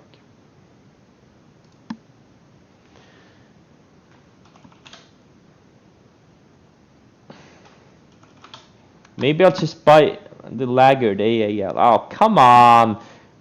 Stop this. The UAL is the strongest one. Oh.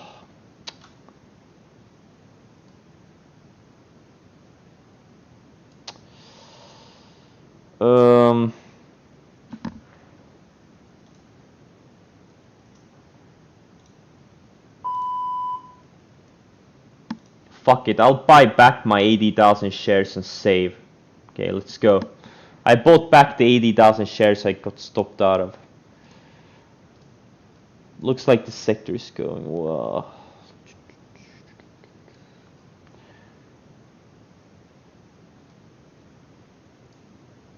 But I'm not using the lows of the day as my stop. I'm using the lows of this previous 60-minute candle. Now AAL is kind of triggering.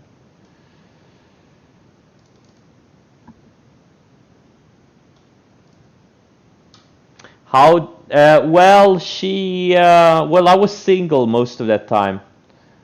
I got together with my girlfriend just when I was about to become profitable, just when I became profitable. So I was single most of the time when I wasn't profitable. I can't imagine doing it any other way. Like I can't imagine having a family and like a house and stuff like that and trying to become a profitable trader. It's just I can't imagine that. Being in a relationship, having kids, and then trying to start, man, that's just a pain in the ass. She waited for the 5-star setup, exactly. She waited for me to build higher lows, and just when I started breaking out, that's when she got together with me. Man, now when I think about it,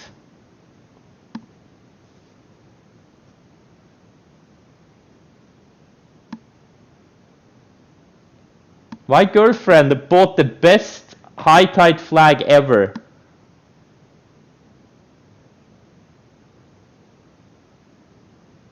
Like she bought the best high tide flag ever. Just when it started breaking out, man. She's the best trader I know. She has never placed a trade in the financial markets. Yet she's the best trader I know.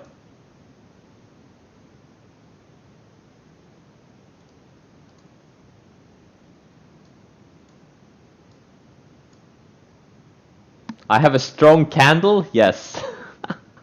Don't get stopped out. Yeah. Don't move. Yeah, I hope she doesn't move the stop too aggressively. Maybe she gets shaken out. Well, that's her loss, right?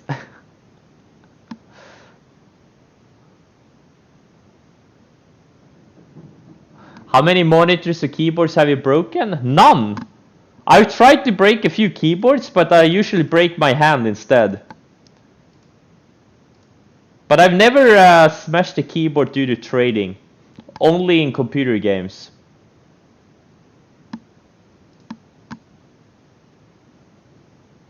No, she doesn't trade.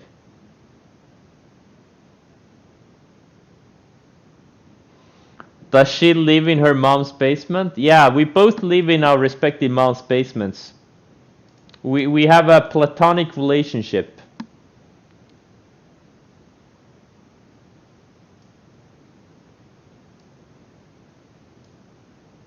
We usually text each other. Oh. Oh, man.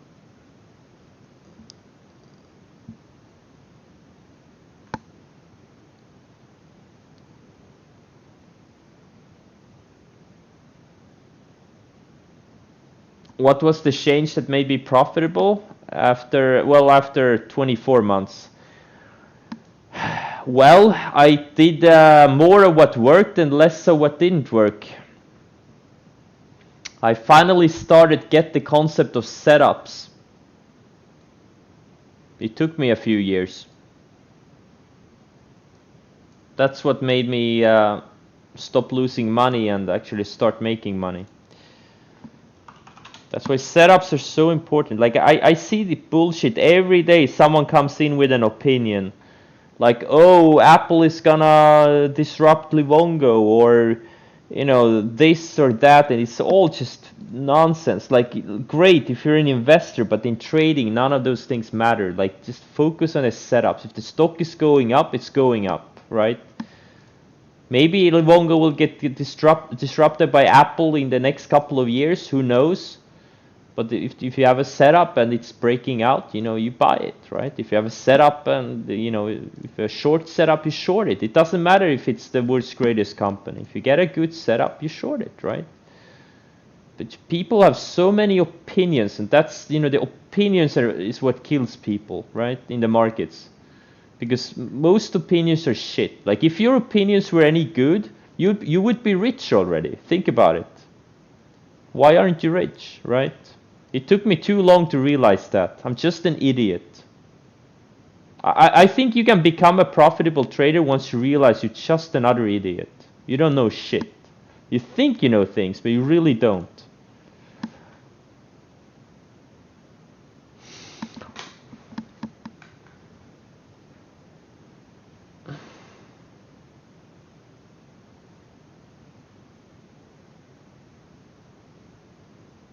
Well, I got an inspiration from many people. Dan Sanger, Minervini, Pradeep, Dan Shapiro, a lot of the people in the Market Wizards book. Like, I pick up things from many different places.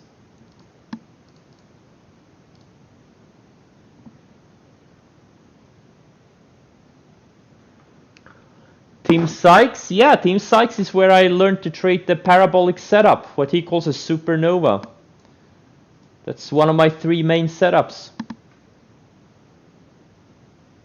Yeah, well, not that Sanger's trading is very similar to mine. My trading is very similar to Sanger's. There's a reason for it, because it works. It really works.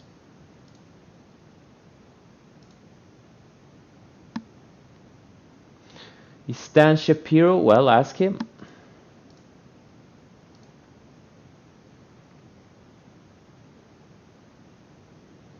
NNOX?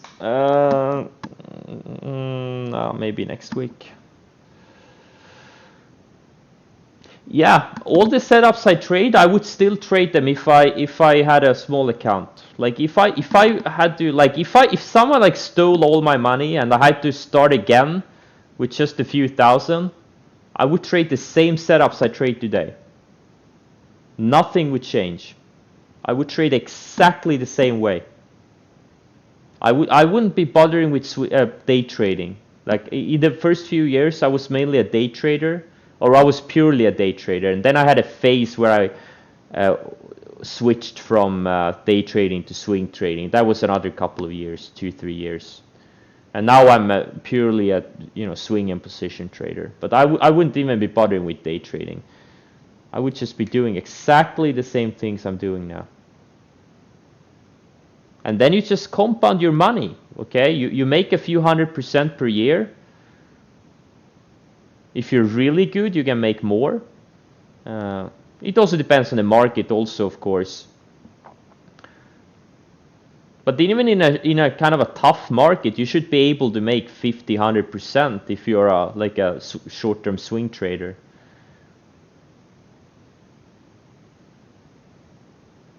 And then, after 5-7 years, I would be rich again.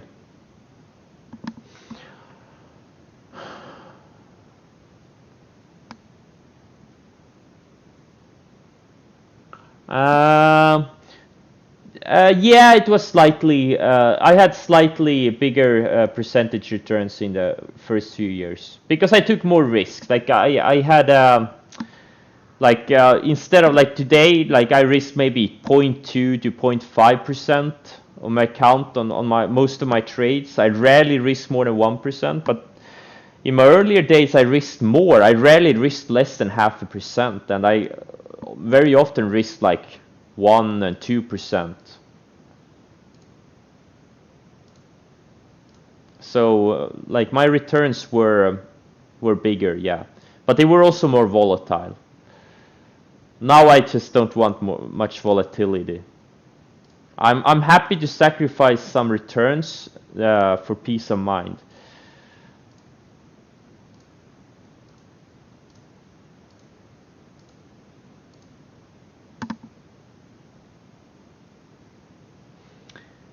Yeah, what trading software is it? Guys, if you're new, all you have to do is type the things on the screen, and all of your questions will be answered. That's all I require of my followers.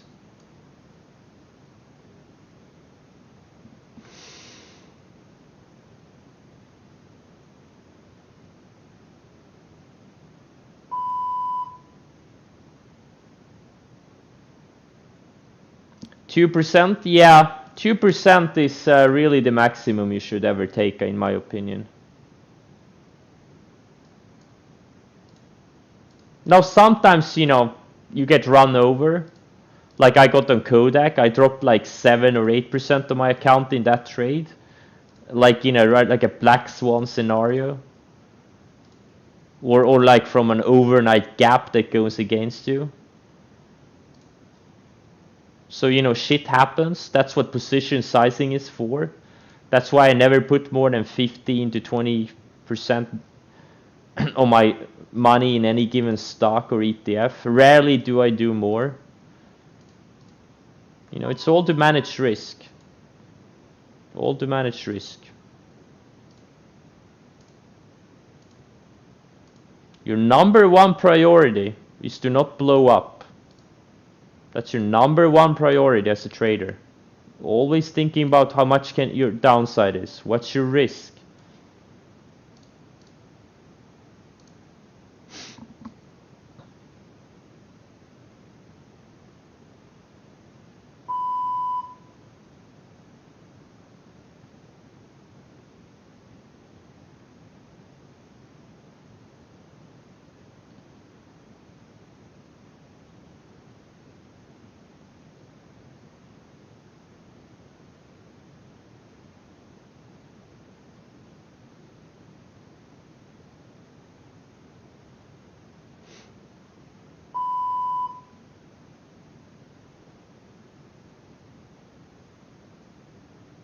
What do you say to people that are convinced trading is gambling?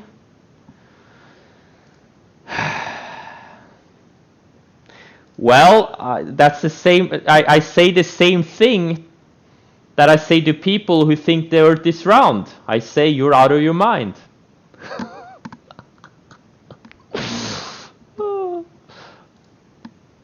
Oh man. Did I just say that out loud?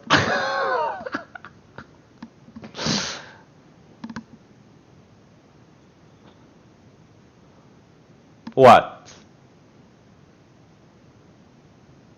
What's wrong? Okay, silver. No, choking aside. You know, if you're convinced, you know, look, I'm really, you know, not in the business of convincing anyone. Like, if people think I'm gambling, you know what? Let them think that. I'll sit on my yacht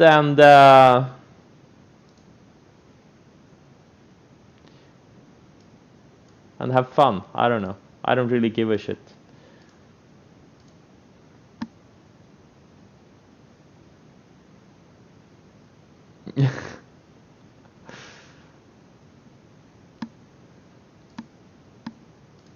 It's like trying to convince someone, like, you know, I mean, if you put some effort in it, obviously you can convince someone who thinks trading is gambling, that trading is really not gambling if you do it right. But the thing is, look, most people are gambling and then they call it trading. That's the problem. They don't realize it, they're just gambling. Like all the David Day traders and David Day trader crowd, like they're just gambling. He doesn't have any concept of a setup. He doesn't know how stocks move. He doesn't know about risk management, position management. Just randomly doing things and then, you know, saying that, you know, stocks are going up, and when a stock goes down, he tells them the suits are pushing it down. Like, and anyone who has like more than 5 brain cells understand he's just gambling, right? He's just been lucky. He started trading just before the market bottomed. But if you have a concept of setups and have studied stocks, you know, spent a few thousand hours studying stocks throughout history, like how do they move? Like it's the same patterns over and over again. All you have to do is to learn those patterns, recognize them, and trade them with good risk management. And it's not gambling. You can turn a few thousand into tens of millions. It's not about luck, right? It's systematically exploiting an edge over and over again, hundreds of times per year, maybe even thousands of times per year, right? That's not gambling. That's having an edge.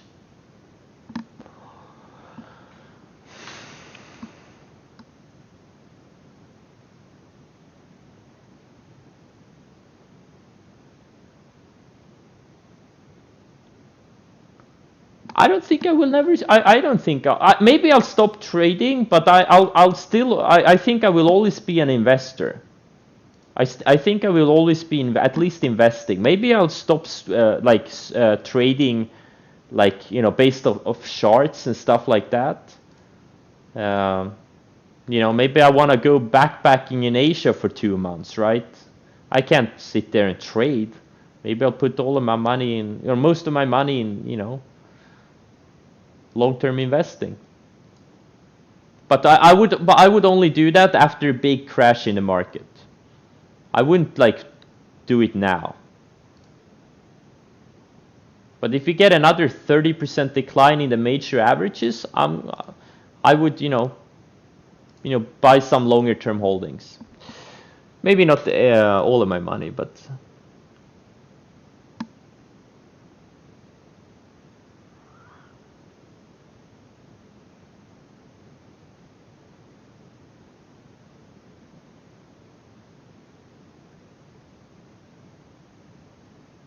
yeah, you're right. He's actually a CEO of a gambling. He got bought out by a gambling company. So yeah, and that's why people think trading is gambling. I'm underestimating the power of Scrabble bag. Is he still doing it? That was pretty funny. I mean, look, the guy is a world-class entertainer. Like, he's really funny. Like, but I haven't been following for a while because it was just too much noise. Let's see. Has anything happened? Like, anything interesting happened? Has he done something funny lately? Dave Portnoy. Wait, is he wearing a suit? Wait, what? He's wearing a suit today. But man, the guy is on clouds right now. Like, a big part of his net worth is in Penn stock, and it's going straight up. How can you not be excited if your net worth is going up every single day? I can't believe Penn is up 1800% since the March lows. Go figure. Holy shit. If I have any other businesses, I do have a startup, but besides that, I don't have any other businesses, no. I've been focusing on trading. But one day if I feel like I don't want to trade anymore, I would diversify. I would, you know, probably put my money in a big chunk in the stock market, but maybe on, you know, other ventures too.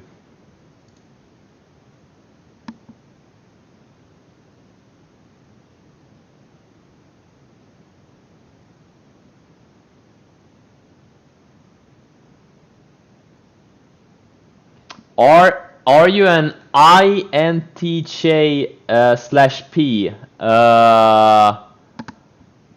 I don't know what the hell that is. Basement traders? Yeah, basement traders.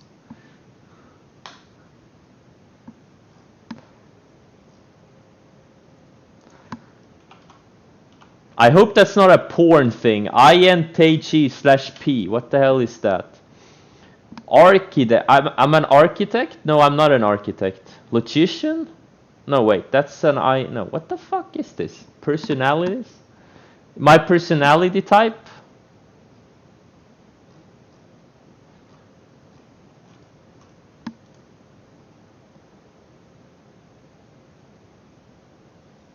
I have no idea. I think all of that is bullshit.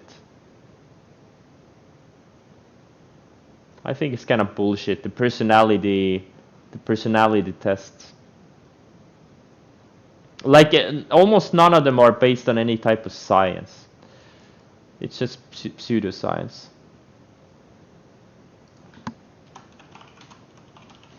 Myers-Briggs? Is that what it is? No idea. It's outside of my confidence zone. If there's a setup, I'll trade it. I don't know anything else, okay?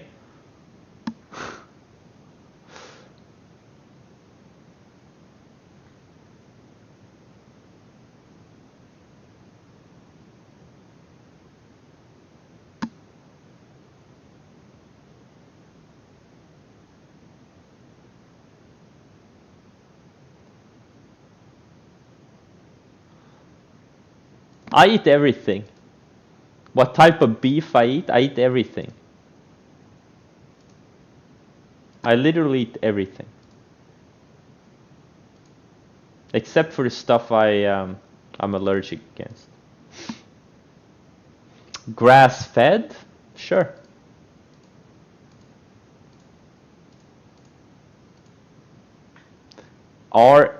Wrecker? You don't have to put... yeah, it looks good. Someone mentioned it earlier. It looks really good. This is a 5-star setup. It looks really, really good. It does. You know what Wrecker looks like? I'm gonna show you what Wrecker looks exactly like Wrecker looked like down here. Or not exactly, but very, very similar. Right? And look at what it did on that breakout. It more than doubled. Look at this thing. Went up 177%.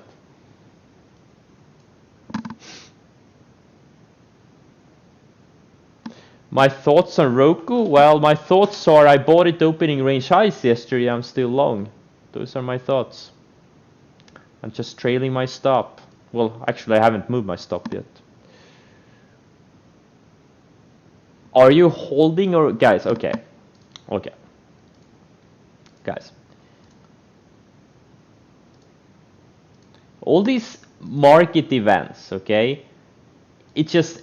The markets may go up, they may go down, okay? All you need to focus on is your setups, okay? Do they trigger?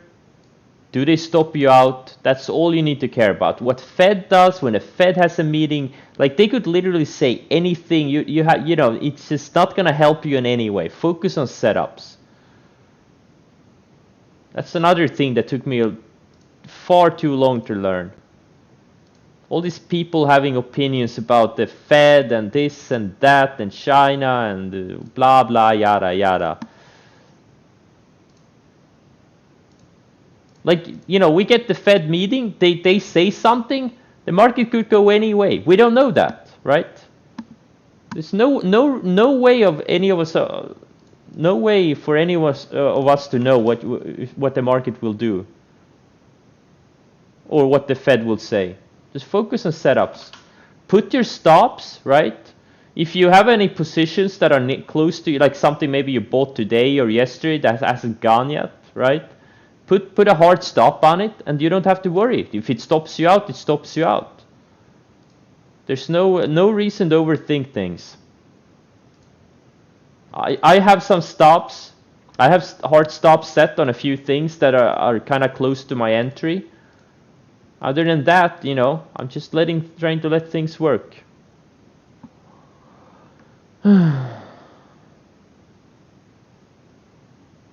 Well, I don't know. Yeah. Well, if there's a specific catalyst, like if it's a biotech that has data, you know, scheduled, you know, you should be super careful holding that, especially if it's like a smaller mid cap, or if there's an earnings date, and you know, if you just bought a stock and it hasn't gone yet, and there's an earnings date coming, you shouldn't hold it over earnings. It's just pure gambling.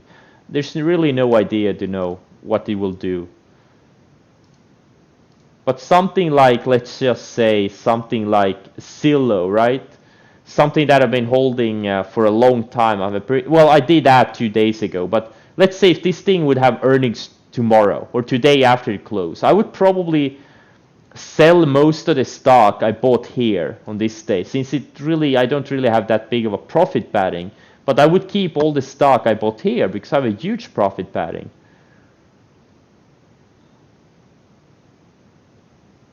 It's all about the profit padding, right? UPS, I don't even have to look at the chart to know that it's a low ADR stock, 2.4. 2.4.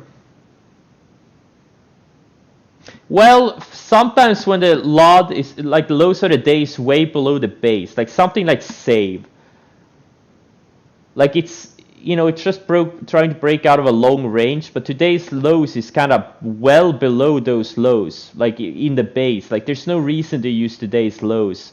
It's even lower than yesterday's lows. So I'm using the lows of this previous 60-minute candle instead. because the stop would be too wide otherwise.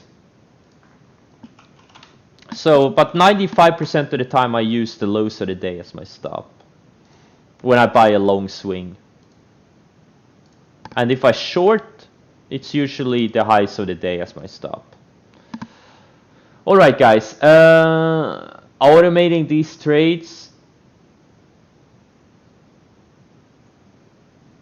No, I don't think, because you can't put a hard. There's so much discretionary things in it. There's so many nuances you have to, kind of just look at how it acts, like how a certain setup acts, like when a market has down ticks, and there's just so many things. I don't think you can automate it as well as you can trade it discretionary.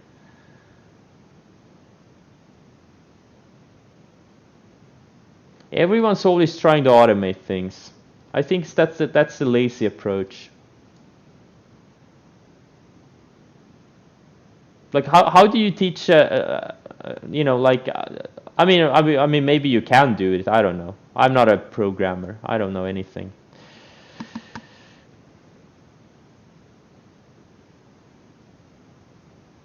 No, ESTC, it was a very thin stock and I had decent size, so my stop was above the lows of the day.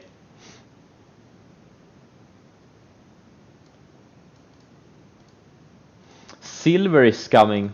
Man, I'm gonna buy a big position in this thing. Gonna buy a big position. Maybe 20,000 shares. Let's go.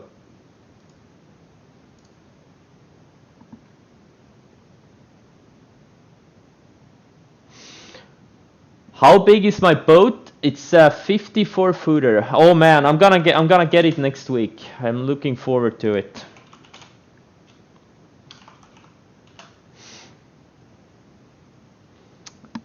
I'm just gonna get an exam this weekend.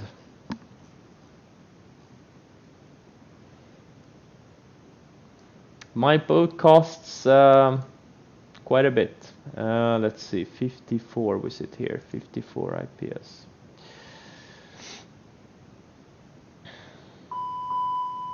This is the one. It's a carbon fiber boat. It's ultra light for being this size. It's gonna be my new office from now on.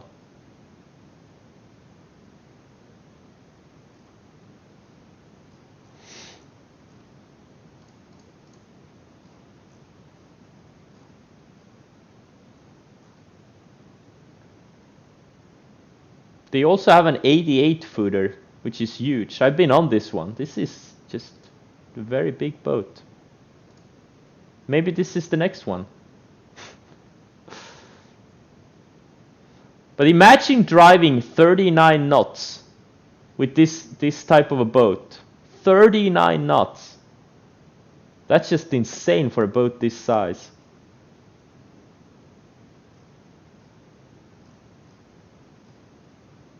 Anywho, enough talk about boats.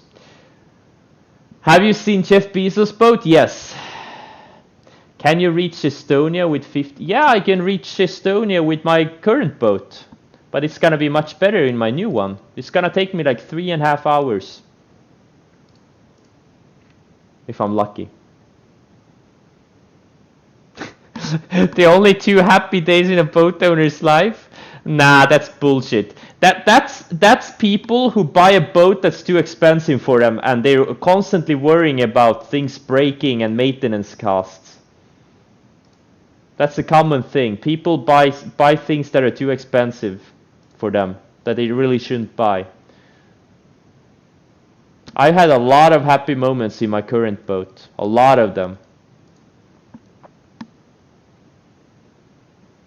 If you don't have to worry about the costs, you're gonna enjoy boating a lot. Unless you truly don't enjoy boating. Well, that's another thing. Well, then you probably wouldn't get another boat after having one already. I pick it up next week. You trade the boat? Really? That's nice.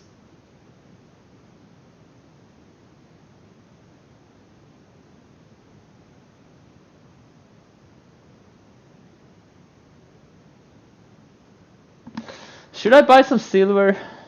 What's gold doing? Gold is, yeah, gold is also trying to hit highs. So Chainang and Nugget, hopefully these things will break out. SLV. Should I buy a starter of SLV? That's the nice thing about this one is you're gonna use a really tight stop. You know what? I'll buy 100,000 shares starter.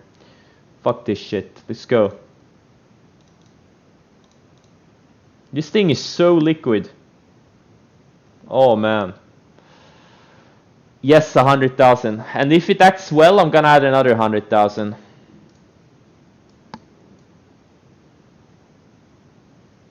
But the stop is really tight. I'm gonna use like what? The 11-cent stop?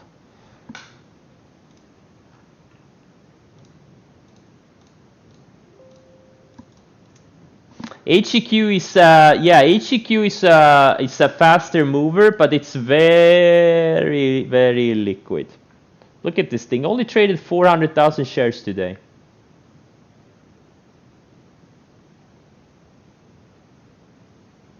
But don't get me wrong, I'm gonna buy this one too. But I probably won't go more than 25,000 shares on this thing. It's just too liquid.